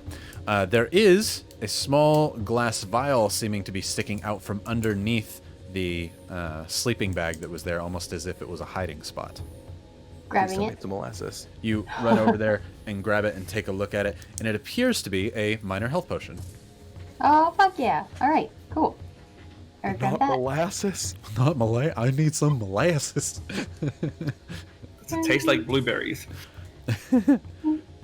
Oh man, Zinnia doesn't just taste things, so, you know. It's gonna go ahead. Ooh, throwing and- shade. sorry. I feel bad already. Okay. And then you know what? She's gonna go ahead and action dash 5, 10, 15, and then she'll want to give the potion to Gideon. But I don't think she has any more actions to do that, does she? No. Yeah, you're gonna be stuck with that one after looking, That's grabbing fine. everything. And then little Nimbus is gonna come up behind me. Little Nimbulus. Give me Nimbus. There we go. I can't talk. Yes. Right. As the cloud Right. moves towards you, I think that's it that you can do for your turn, correct? Mhm. Right. So before we go to Salt's turn, y'all are starting to anger this pumpkin. Gideon, what you saw is its eyes almost moving and looking more angry in its carving seemed to mimic this as you suddenly see a blob of acid get lobbed from its tentacle your direction. Gideon, yeah, it's going to be towards you. That right. makes sense. That makes sense. It should be me. Okay, that is... Oh, actually, it's going to be Gideon and Zinnia. I'm going to need y'all to make a dexterity saving throw. That's a crisp 7. Ooh. High Well. numbers. Yes, we do Don't count jump into dropping the objects tentacles, as a free guys. action. Zinnia, what was yours? 12. 12, okay. What So... did 12 say? Sorry, Salt, I missed what you said. Or no? Salt, what did you? No. I was just yelling, don't jump into the tentacles. Oh, got it. This blob of acid flies towards you. Gideon, you turn just in time to see it as it splashes on you, as what remains of this large blob of acid splashes onto Zania as well. You both take 5 points of acid damage. Right, now it's going to go to Salt's turn. And Salt, at the start of your turn, I need you to make a dex saving throw. Whoa. That's really bad. That's a 1. Unless someone wants to... Oh, I've got inspiration. You do have inspiration. I got it back for doing the pile driver move because I'm definitely not going to take that. And what is this? Salt's having no GFYs? Dang. Been a good Bobo's boy taking lately. up my mantle for me. Right. All right. That's better. That's plus 6, so that's 19. 19. Solid. As the tentacles reach up to grab your leg, about to slam you into the ground, you feel it slither around your foot before you quickly pull it out of the way before it tightens and constricts around you. You are able to avoid the damage of the tentacles. All right. Now, is that a building to myself? It is. Okay. I am going to... To the south. As my action, I'm going to... Yeah. Yes. As my action, I'm going to pop out Pepper's ethereal tail. So that will be my action for this turn. Okay. And then I'm going to move, and bonus action, I'm going to dash. Okay. So I'm going to go here. I'm going to somersault over the top of the guys. And then I'm going to scramble up. Oops, hold on. Like that. Yeah. I'm not going to go inside. I'm going to go on top. Oh, you're going to jump up on the roof? Yes. Okay. So we're going to just hold you at that position there and know that you are on the roof. Yeah. These are flat farmer I'll be somewhere tin-esque on the roofs to where Yeah. there's not like a hill or anything in which to hide on. However, it is 10 feet up, so you are higher in the air. And then can I try to hide up there? Yeah, you definitely can. Go ahead. You can use your action for your hide action. So go ahead and roll a stealth roll. Well, my action is to pull out Pepper's tail, so I don't know. if I Oh, can do actually, that. no, you can't then. Yeah, you are correct. Okay. Pepper's tail is near you then. But you do get up on the roof because you bonused action to dash, correct? Correct. Beautiful. Right. At the end of your turn, the same exact thing as before is going to happen, except this time it is going to lob the acid at you, seeing as how you ran away. So give me a dex saving throw, Salt. 17. 17. This blob of acid splashes against the side of the building as you make your way up and over, avoiding the acidic damage. Right. It's going to go to Summer's turn. Summer's gonna pop back out. If it ain't broke, don't fix it. From behind the tree, yeah, heck yeah. She's gonna pop back out, and she's gonna shoot another another Eldridge Blast at it. And this time you're gonna like see her kind of twitch as she hears like the whispers come out of her hands, as though she's not really sure what to listen to. Ooh, I like that. Right. As you hear it, she's like, no, hit it harder again, as you kind of twitch before letting 2 more bolts fly towards this thing. Roll to hit. Well, the first one's gonna be 10. Does not hit. Again, bouncing magically before dissipating inside of the great pumpkin there. And then the second one's gonna be a big old 13. 13. Both of them, you shoot twice trying to poke out its eyes. However, this move doesn't quite work on a pumpkin like this as the magic dissipates to the rainbow light inside of it. I feel like I kind of like bounce back a little bit, and like run back behind his head and kind of go, what do I do? Before, is there anything else you're gonna do? That's it. Beautiful. Right. At the end of your turn, last thing it's going to do is shoot another blob of acid towards Salt, seeing as how it dodged it. It's kind of mad. So Salt, dex saving throw.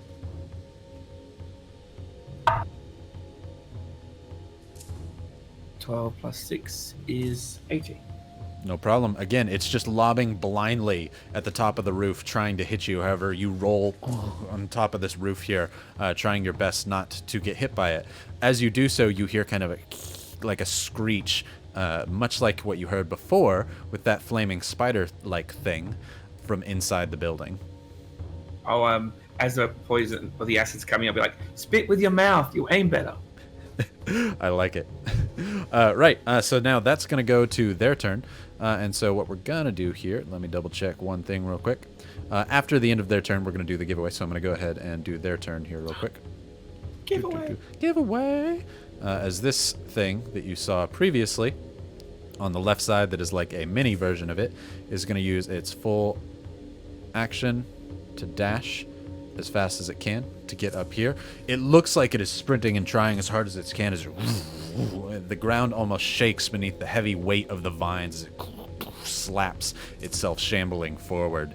After that, this other being and creature here, now able to kind of see the outlines of where you all are, rushes up and points at you, Summer, before it dashes and tries to get towards you. It's not able to do anything on this turn, but it is moving forward.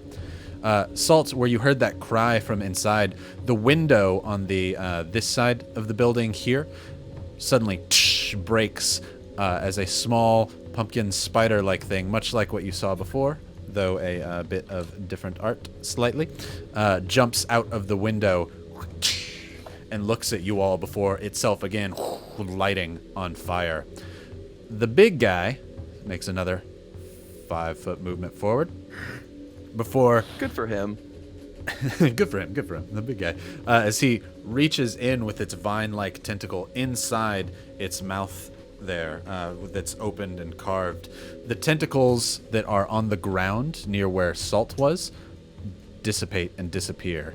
Let me do working on that. There we go. They disappear as a bright light, a flame on the tip of its vine moves forward before it disappears, and a bright light centers itself between Gideon, Xenia, and Salt. You're on the roof, so you're not actually going to be a part of this, but it is Gideon and Xenia. Gideon and Xenia, I need a wisdom saving throw. Wisdom, I thought we were about to get hit by fireball. I was like, GM, please no. Kidding me? Oh my god. No. Oh no. Um, Oh, that's still +7. Hearing double 13. O-nos. 10. 13. 10. Okay. You have inspirations. I'll take the hint.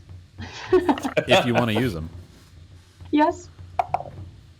Okay, that's better. Yeah, I want to save my inspiration, but I'm also like, I'm pretty sure I have like a lot of GFYs. Whatever, I'll use an inspiration. Inspo, do it. 21. 21. 21 from Xenia. Oh my god, that's worse.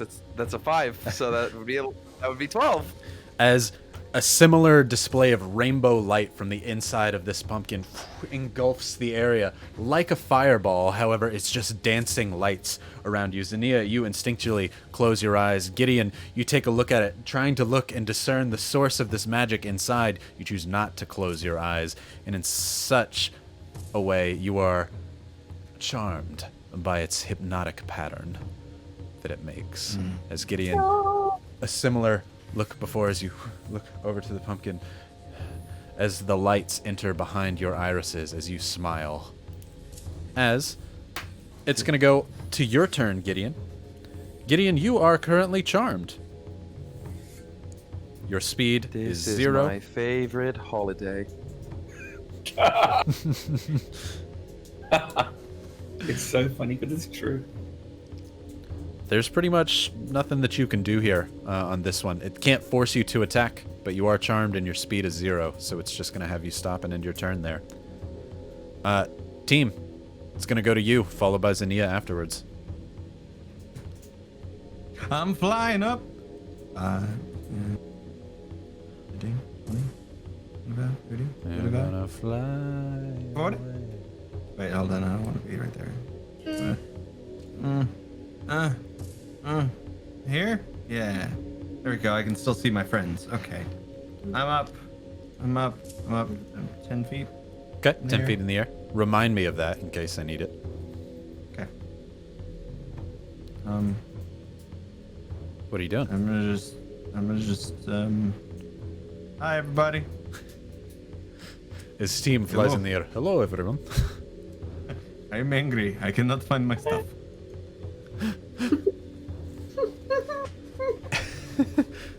That's my turn. That's your turn. Okay. I mean, I am a ranged. I'm a ranged person, and I don't have my ranged stuff. I give you the chutzpah for ending your turn there. So maybe you were on the side of the pumpkin after all in its mind. Right. We're going to pause there as I realized we went back over. It's time to do the giveaway for Jakey Boy's stuff for the custom character. So let's make sure that we can do that, and then we will continue on with the fighting. I'm going to move us back over to the other guest screen so that we can do that. Jakey, tell them all about this opportunity as we give them 30 seconds left to enter the giveaway. Well, let me tell you, much better than my roles, I will be making you custom art. This art will be handmade by your boy on Procreate. But basically it's going to be a $90 value of any commission on my website. If you want something like a head to toe of a friend, family member, your Dungeons and Dragons character, your personal OC, a book cover character. If whatever you're feeling, I'll make for you. Beautiful. And I'm not allowed to enter, so you have a better chance than you would have, else I would have entered. Right, Bree. Let's see what we can do for this giveaway. I think that was a good enough amount of time. And it's Meows. No, it's not Meows. It's again. God, I was like, what? Jacob was disconnected from the server. Minor Maiden. Congratulations, Minor. Congratulations. Awesome. You might say that might make her feel like a major maiden. Oh, we're not getting GFYs tonight. You're so lucky. You're so lucky. Congratulations, Minor Maiden. Gideon. Sorry, I always swap Jakey and Gideon. Which one? Gideon will reach out to you at some time in the future. Jakey will reach out to you, and y'all can go from there. I'll let Jakey just kind of handle that. That's his thing. Right. Awesome. Glad somebody won that one. And the next and the final giveaway for the night is the Safi-chan giveaway with the print of her art as well as the sticker sheet from all of the Halloween characters tonight. By the way, if you haven't been imagining this, Summer is, in fact, still in her fairy outfit. Team is in his Jack Skellington. Xenia is in her masquerade. We have the good doctor here and Space Salt all in this fight. Also, Yeah. my outfit is Ada. soaked in blood because I fell, and it's now burnt with acid. So Gideon looks like a turd. And Ada is an actual ghost now. Ada's straight up ghost. No, no. Hey, we didn't know that.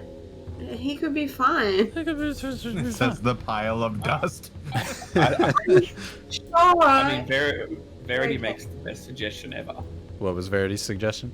She said, "Hey, Unfamiliar is technically Fey. Maybe fetching Archer Salt gets Fey energy." That's how it is. Ata enhances salt by literally joining with salt. Then you're possessed by two things, salt. Right. There's so many heads going on in my head.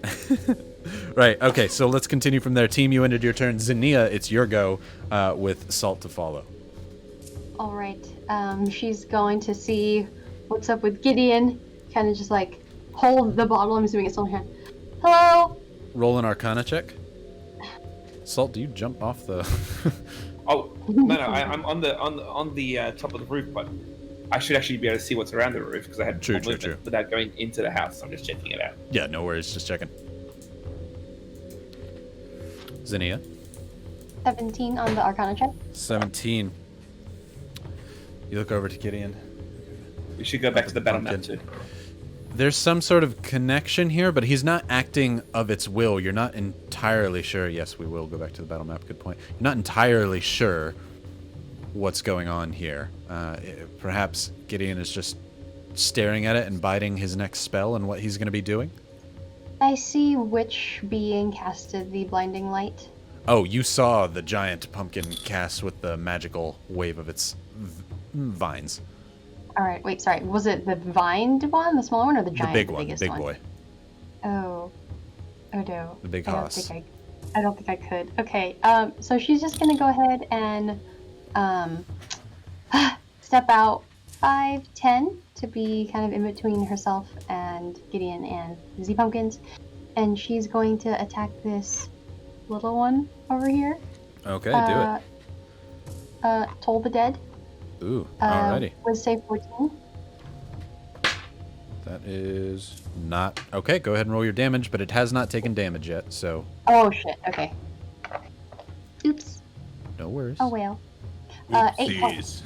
8 points of 8 damage. points of necrotic damage, and then 5, 10, 15, 20. My little cloud will be next to me. Ooh, okay. Probably next to Salt. Cloud. Ooh, down there? Yes. Beautiful. Salt, you know, That's it. technically up on the roof, but I get you. Yeah. Right. So, is that your turn? I think it is. Yeah. Okay. With that, big guy is going to fling another blob of acid up at Salt and try his best to hit him. Oh, actually, no, that's a dex save from you. That's not a hit roll. With its legendary. That's a natural 20. Solid, no With damage my Dark to you. Moon dice. With my I'll be like, Dark I'm Moon over dice. here! I'm over here! While I'm jumping around. As it flies towards you, you know you can dodge these things. You dodge balls all the time during circus practice. Right. It's going to go down to your turn then, Salt. Alright. We are going to death from above this big humongous thing. Ooh, I like it. Is there any vulnerable spot? You know, I keep hitting the pumpkin section. I'm gonna hit the pumpkin section. And for the pumpkin. Okay. Yeah. So I'm gonna jump down onto it. You now have a dagger in your hand as you jump down to attack. Yep. Okay. The dagger and the tail coming in. Swashbuckler give Together. you advantage? It does. Do it. Or not This is no one advantage, else but around. sneak attack if you wanted it. Correct. Yeah. Alright. Dagger hit. 13 plus 6 is 19. Definitely hits. And tail hit. 12 plus 6 is 18. Also hits. Slashy slash. My dagger hits for maximum damage of 7. Ooh, like it. And again, internally, I'll be like, ha! Look what I did. Tail damage? My tail damage will hit for 3, 4, 5, 10, 19 damages. Ooh, I'm liking that one too. So a total of 20. As you slice into it with the pumpkin carver dagger that you have, you slide down the back of the pumpkin as you're like, ha, before the tail sticks into the side of it. As the tail pokes a hole into it, more light seems to radiate out from this thing, as you're basically putting holes into it where light is emanating out from this quite large, about your size, pumpkin in the midst of these vines before you drop down onto the ground next to it. And then I will. I'm going to move you out of it just because you're currently we're in its space. Yep. This I will big then boy. finish the move under the tree there next to him. Okay. Sounds good. You've done your action, your bonus. All right, so you move back next to the tree and stay next to him. I like it. At the end of your turn, you seem to be the target of these volleys, but with its legendary action, it's going to fling at you again. One more dex save. 18 plus 6, 24. You and I'll yell are- back, yes, you found me, but I'm over here. As it flies the vat of acid, missing you entirely, going right through the vines of this big creature, again, putting a large hole in the side of this building, as you can hear tss as it sizzles against the stone. Right. After your turn, it's going to go to Summer. Summer, you are currently next to a cultist with one arm. I'm gonna look at him and just start laughing and go, I like my pumpkin hot. And then flames are gonna like descend from the sky and engulf him. Ooh, what spell are you doing? Dex save. Sacred Flame. Ooh. All right, he fails it. Coolio. Then he's gonna take 8 radiant damage. As you say, I like my pumpkins hot. As suddenly the carvings on the face of it looks confused before being engulfed in radiant light. As this thing, you cover your eyes before you look back, and its body, which once was there, is no longer. And then I'm gonna move up to where Tim's kind of floating, I guess. Okay. right there. He's 10 feet above you. Yeah. Beautiful. And that's it. All right. At the end of your turn, it's going to go to theirs. And so we're going to start it off with our little guy here. Again, the little spiderling thing. Their actual names are called gourdlings, by the way. Quite proud of that. As it runs up next to you, Gideon and Summer. Yeah, that's what it's going to do. Zinnia, sorry. Gideon and Zinnia, as its flames wreathe at you here before it explodes, destroying itself. And I need dex saves from Gideon. You're at disadvantage on that one, and Zinnia.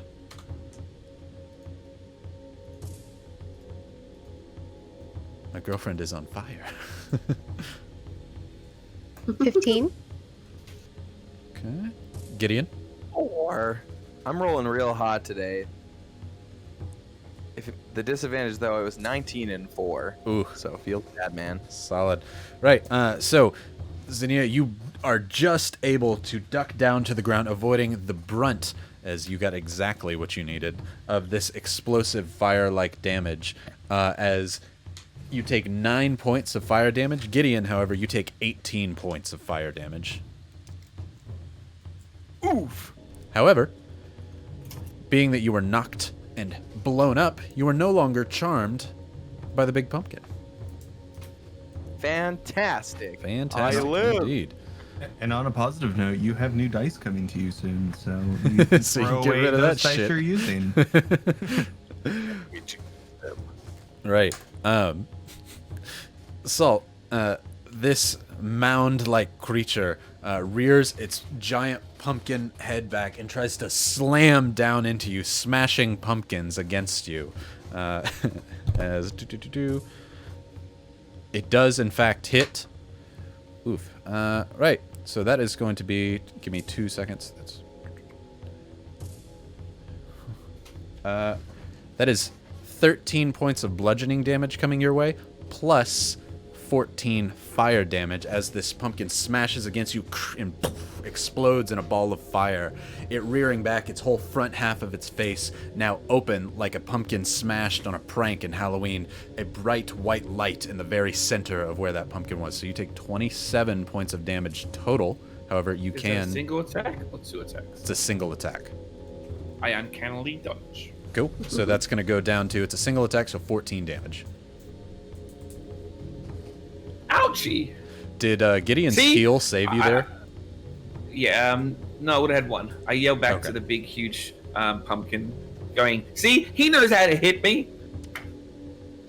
As the pumpkin again turns towards you, anger slowly, like the carving slowly looking angrier and angrier in its face. As Salt taunts its, as best he can, the great giant pumpkin there, the harvest pumpkin. As that's going to be it for the shambling one's turn next to you, as we will The go to the hardly big pumpkin. one. The hardly pumpkin. As the big one is going to come over here, and it is...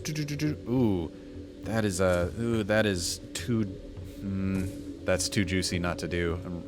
I need all 4 of you besides Salt to make a wisdom saving throw. Oh no. There's a +0. Not 20. Ooh, solid. 21. 21. On my Titan. Gideon and team. It's a 16. 16. Gideon. 26, baby. Baby. As this sudden bright rainbow-like light hits its vines again, Gideon, this time you're like, close your eyes, as you tell everyone, all of you cover your face before a bright flash of rainbow light, Salt, you see in the distance, before all of you turn and look back towards this large pumpkin, unfazed by its hypnotic pattern. Right. It's going to go to your turn, Gideon.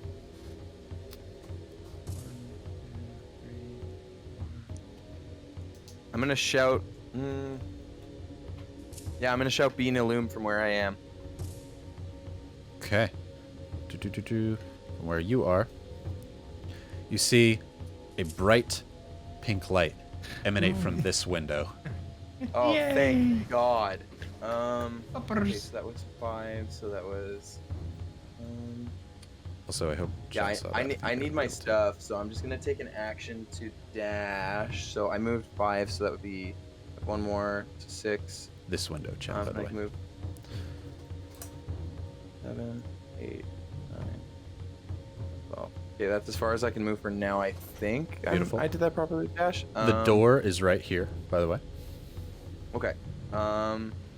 Yeah, I'm gonna drop another cure on Salt. Ooh, healing word, do it. Or yeah, healing word. Thank you. Oh, Jackie got a bumper. Point of inspo if you don't have one, you know it. He was knocking on the door to come in, so this is my excuse for me to come back and leave. So Oh. blame him. Good. Also, 8 points for Salt. 8 points of healing to you, Salt. Man, my blood just keeps going back to me. Something must have happened the last time As I nearly died. your giant pool of blood now at your feet seems to seep back up into your wounds as they seal themselves shut as pink and green stitches go over your wounds. You're like, huh. I yell at the pumpkin in front of me. I'm magic, bitches!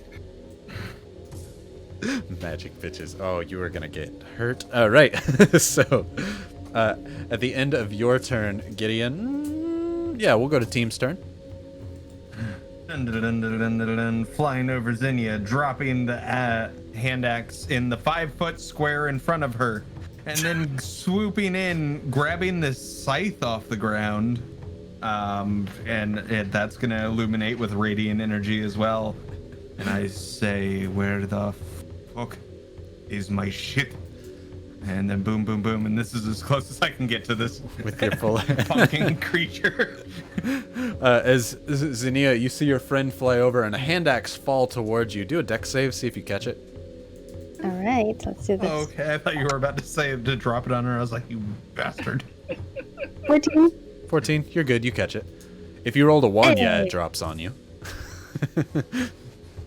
Hand axe, you say? Hand axe, Ace. which is a simple weapon, so you shouldn't even need proficiency in it, so you're good to go. Right, team, I think that's the end of your turn. Yeah. So it's going to go to your turn, Zinnia, as a hand axe is now caught out of the air. Yes. Oh, and she's gonna immediately see that Gideon is not in the vicinity to give it the potion to. Oh well. Do 5, 10, 15. Nope, she's gonna learn her lesson. Move down a little bit here. 5, 10, 15, 20. And then can little cloud move up over here? Totally. Thank you. And then she is going to cast. Oh, where'd it go? Guiding bolt on this one right here. Ooh, I like it. Roll to hit. All right. Fuck yeah, 19 plus 6. Definitely hits. Roll your damage. 46. Yes, let's go. Guiding bolt is radiant damage, correct? That it is. Beautiful. 5, 7, 8, 11. 11. 11 points of radiant damage. As you fling your spear of thunderous energy into the side of these vines as it blows up, where you see these vines kind of wriggling to reform themselves, where your thunderous radiant-like energy flings some of the vines off, they seem to be dead in their tracks and not reattaching themselves, getting quite a lot of purchase, more than you expected with your guiding bolt. As such, the pumpkin on the inside of this thing is glowing a brilliant blue and red thunderous energy from Zinnia, guiding anyone to strike it. Haha. Beautiful. Anything That's it. else you're doing? Yeah, that's all I can do. Okay. At the end of your turn, then, it is going to fling a, a blob of acid. This time, it's going to fling it at you. Yeah. So roll a dex save. Oh, taunted salt. 15. 15. Ooh, exactly what you need. You're good as a ball of acid goes flying by you, slamming into one of the tents nearby on the side. It's going to go to your turn, Salt, with Summer to follow. Alright, hack and slash. Let's start off with my dagger. So I'm going to whack it for a hit of a 16. Hits, just barely. And then I'll go with my tail. which is 25. Also hits. Your first one Alright. is at advantage, so let's see if you crit with that Oh, okay. because of Guiding Bolt. No, 17. Okay. The light dissipates. All right. So dagger hits for 7, Alrighty. and then my tail hits for 5, 10, 22. So 29 damages in total. Alrighty.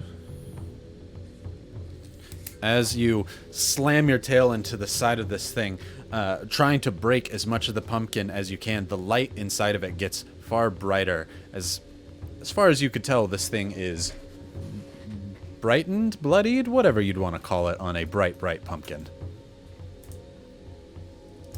Okay. And then I roll away. You're going to move away?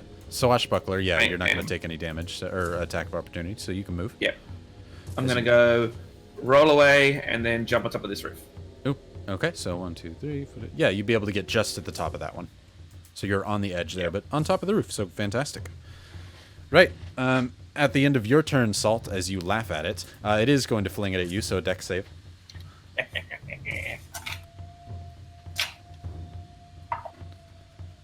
Oh, I think I've laughed too much. Ooh.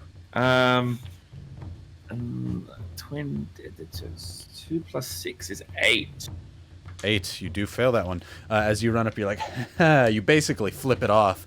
As you had to climb up, it took you just a second. You get up to the top, and before the middle finger can make its way all the way up, a ball of acid slams into you for 9 acid damage. Do you go down? Everyone gets lucky once. Do you go down? No, I'm going to stay on the top. No, I mean, health-wise. Oh, no, I'm not dead. No, I got a great little... No, Because Gideon Amazing healed you for fucking how head, much dude. last time? 8. Okay. And you had 1 HP. No. Oh, If you he would hadn't have healed had me, one. I would have had one. Gotcha. Just double checking. Yeah. Right, yeah. So you're I'm still on up and 6 if you'd like to know. Okay, good to know. Right. With that, it is going to go over to Summer. It's your turn. Summer's gonna move up next to Tim again. Oh, I'll move so I can't see into that building. And then look up at her brother and kind of just like wink at him and send some heals his way. Ooh. Take 5 points of healing. Healing word? Oh, no. Your ability. No. Gotcha. Yeah. And then I'm gonna like cup my hands together and like whisper into my hands, I'm gonna make you into pumpkin soup. And then I'm gonna like send it out in an Eldridge Blast. Ooh, big one or smaller one? Big one. All right, do it. Roll 2 hits. First one is 18. Hits. And the second one is 23. Hits. Roll your damages. 5 for the first. Okay. And 9 for the second. Both radiant. 28 total. Hot. Woo! Because you shoot both blasts, no longer aiming for its eye sockets, just trying to blow chunks off of the side of this thing. As you hit the edges of it, you hear whispers, yeah, that a girl, as it flies off and hits the pumpkin. This thing still seems to be in decent health. Anything else you're doing? That's it. Okay, at the end of your turn, it is going to lob a blob of acid once more at Salt. Dex save from Salt.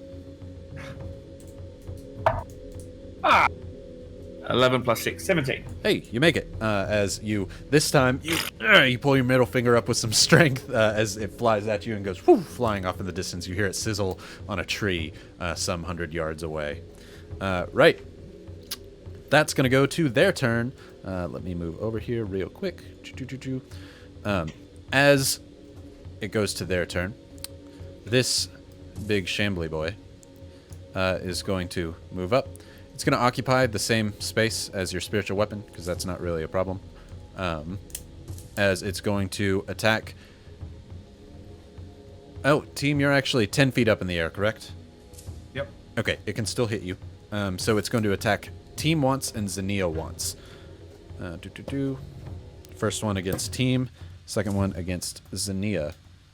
Let me look at my pluses here real quick. I don't think the one against Team hits. You don't have your shield, though, so it very well could. It does not. It tries to swipe you out of the air. However, you float up and away from it as it tries to grasp you down to the ground. In Fuck frustration. that, I kick a tentacle. I kick it. Get away from me. Get away. Where's my shit? Like Frodo trying to kick the Kraken's tentacle away. As then it turns its vines into like a hammer as it brings it down on Zinnia, slamming against her, dealing 13 bludgeoning damage to you, Zinnia.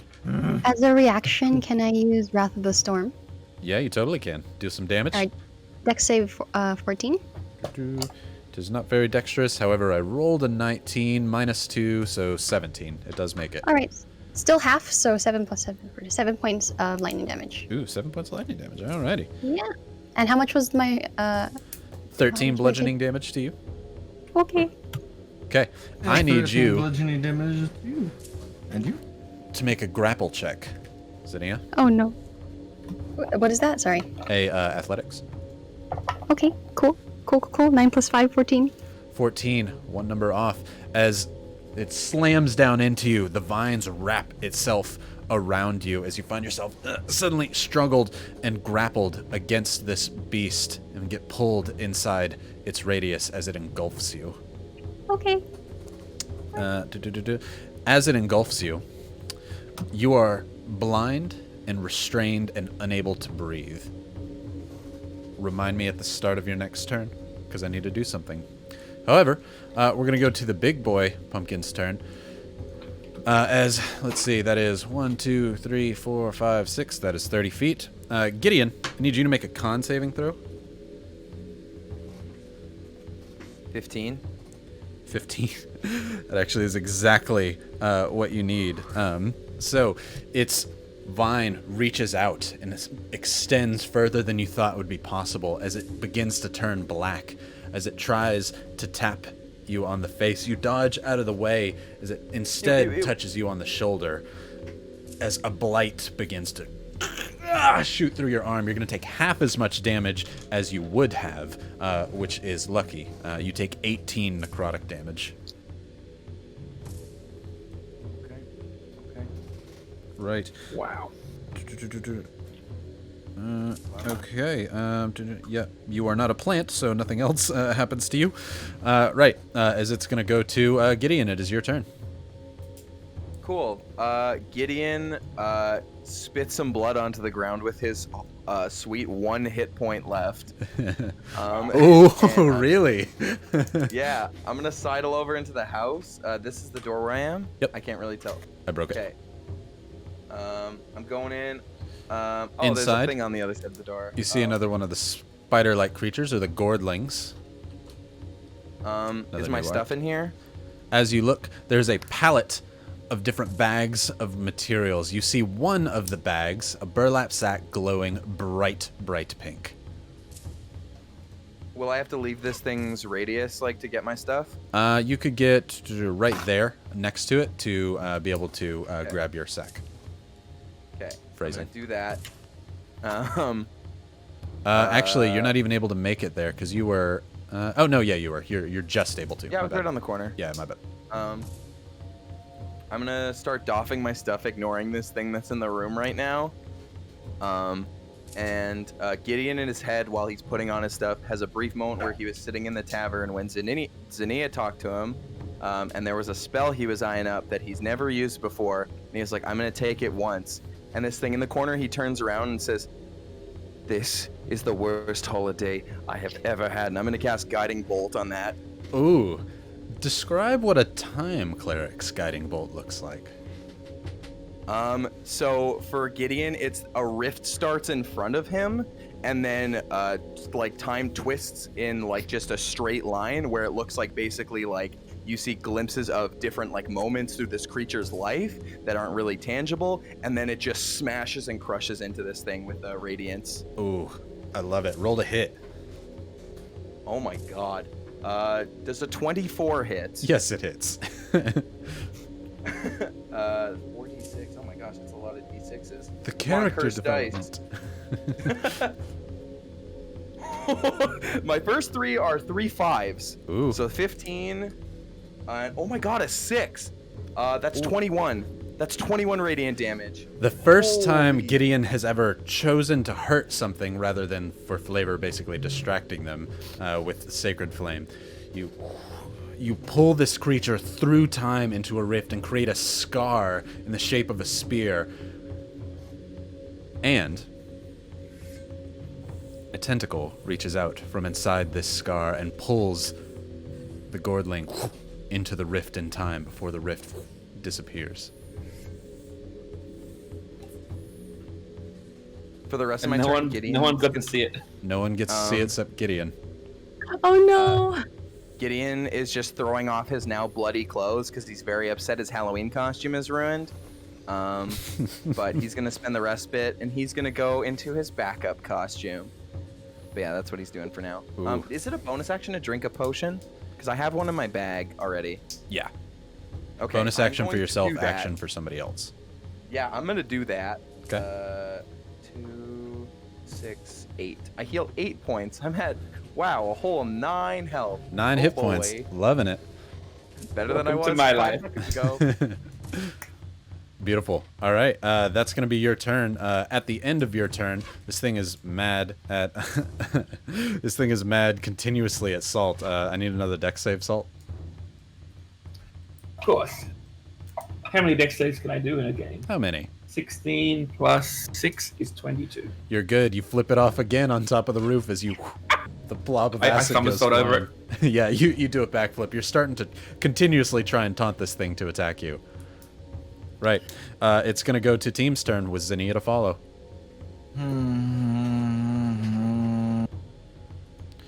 Team, you see Zinnia being engulfed by this thing's vines beneath your feet. Yeah, but I can't hit it with the weapon I have, or I'm gonna hit her, so...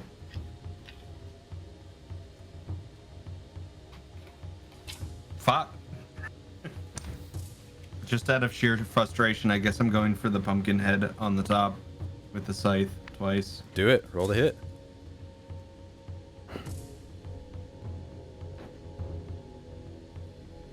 I missed both. Okay. What were the hits? I would assume a scythe is a dex weapon, dual-handed, correct? Correct. So a critical fail and okay. and an 8. You were right. Just double checking with you.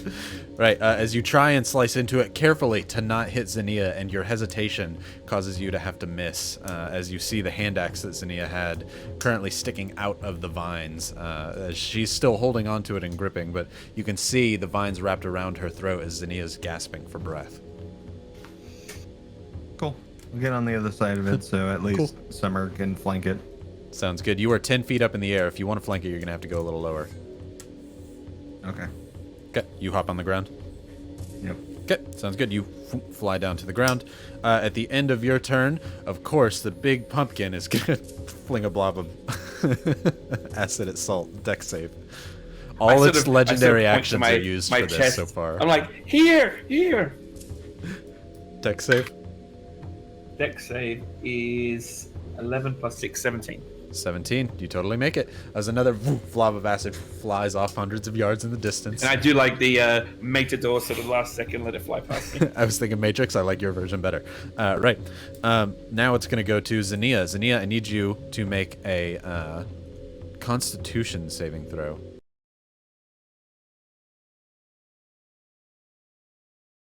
Okay.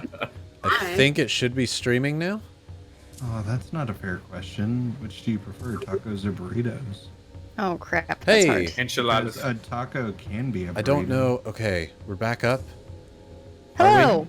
Are we There we back are. up? Tacos are corn, burritos are flour. Yes. Okay, we are back up now, right? Yes. Whoa. Okay. Mexican. I Is it? don't know what happened. I am so sorry. Literally, the only device that got disconnected was my computer, and now I'm on our backup internet setup thing. I cannot see chat. I apologize profusely. I have no idea what happened. We have Oh, hey, we're back. yeah, Hey, back. Tom. We're back and on now. So, Beautiful. All right. Okay. I'm super sorry Okay. about that. Where did we we left off with Jackie doing an opposed Yeah. grapple. Let's finish this did. turn and then we'll call that and pause it there. Why? Just kidding.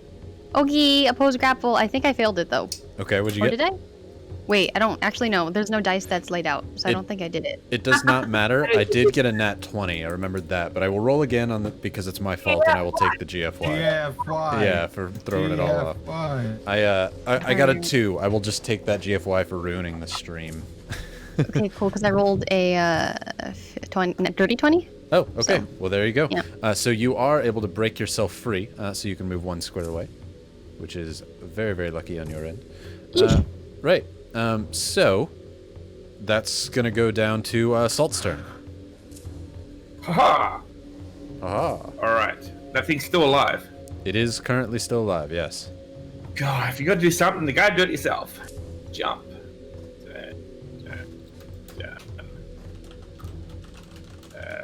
There. Which means I'll still get my stabby swashbuckling. You will still get your stabby swashbuckler. Alright. Wait, why would you I- get your stabby swashbuckler? Because I'm not within 5 foot of anyone else. Oh, I thought it has to not be. Okay, good. You're good then. Did I read it wrong? No. We'll go with that for Don't now. tell me that. We'll go with that Alright. for now. We'll check it later. Alright. That's a 19 to hit with the dagger and a 21 to hit. So, Both hit. total damages is 6 plus.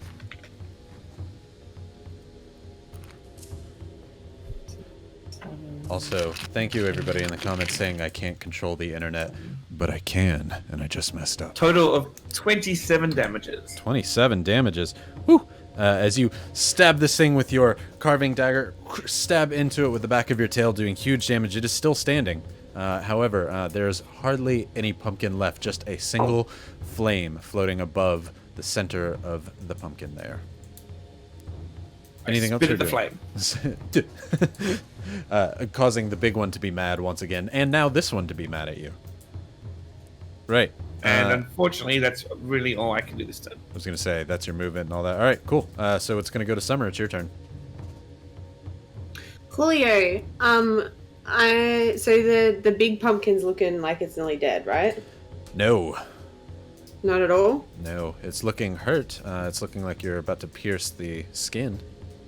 Right. Well, in that case, how's the one in front of us that was grappling Zania? It's looking far more hurt. Look, I'm just gonna Eldridge Blast both of them. Do it. Eldritch Blast both of them. Just imagine I said something cool. Oh, I rolled 2 13s. Oh, So 19 for both. 19, both hit. Yeah, cool. In that case, first roll for the little pumpkin is a 6. Is a 6, okay. Hits, or does damage. And the second Good. one? Sorry, I'm trying to juggle a billion things now.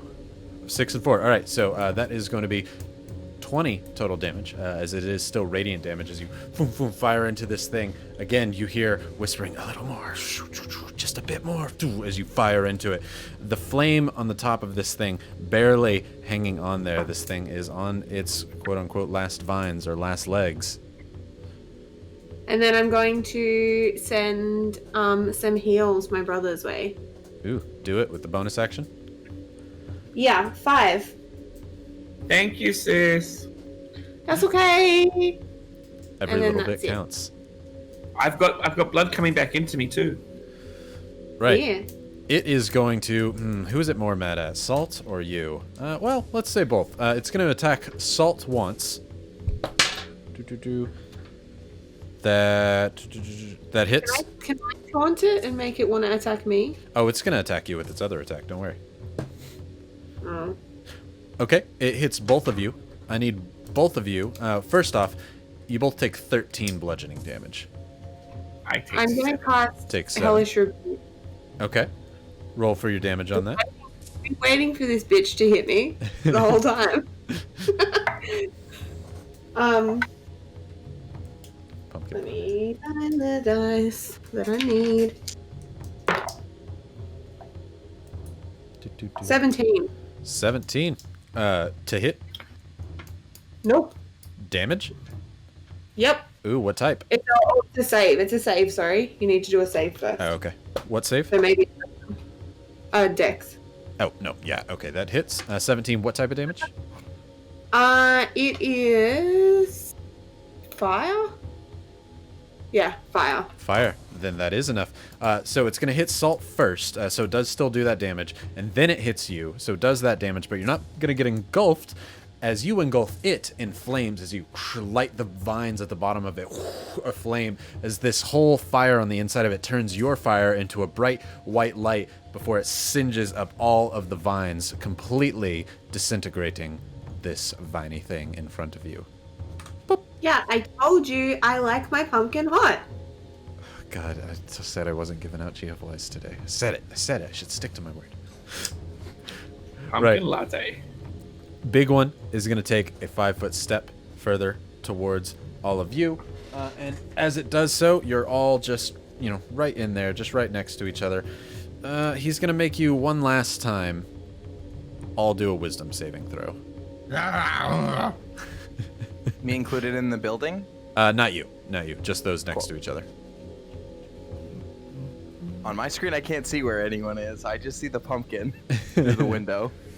17. 17. Zinnia? 16.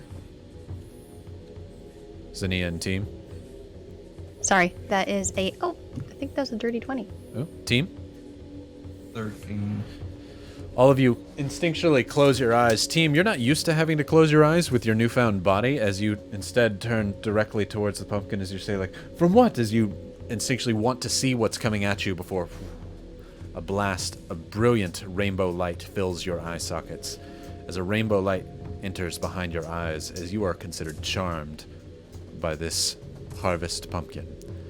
As team stands there charmed. Summer, Zinnia, Salt, you look over at your friend holding a harvester's scythe as he turns and he eyes towards you, Zinnia. Gideon, you don the last bit of your gear, look out the window at this giant harvest pumpkin shambling its way towards the rest of them, as that seems like a solid end of turn to stop for the night, and we will continue there next time, as there is far more still to this that we don't want to have to go forever into the night on. So does that work for everybody? I suppose. Yeah. You get to enjoy Halloween twice. We do get to enjoy Halloween twice. I will tell you more about it at the end of it. But for now, let's give away some more things, as this is finally time for the Safi giveaway with the sticker sheet from all of our Halloween outfits, even though Gideon is now in his second outfit after looking, as you quoted, like a turd.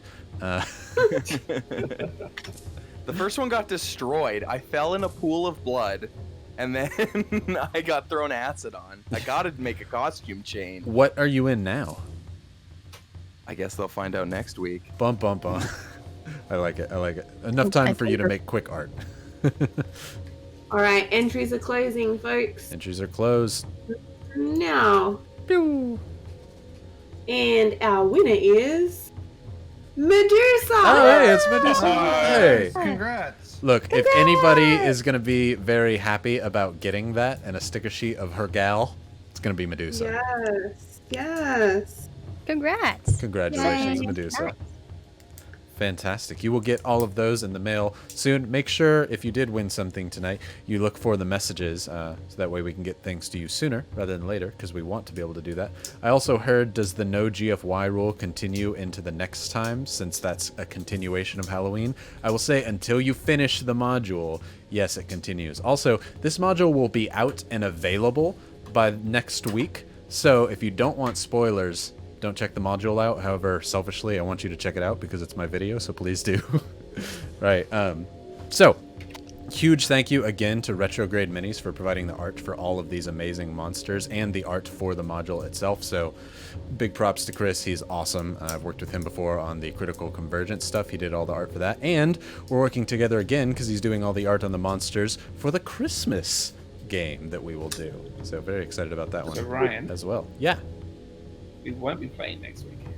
Correct. We will not. We're not playing next week, and that was going to be the next announcement. Everyone, because next week is without any hesitation, vitally important to a vast majority of our viewers and half of our staff here, and truly everyone.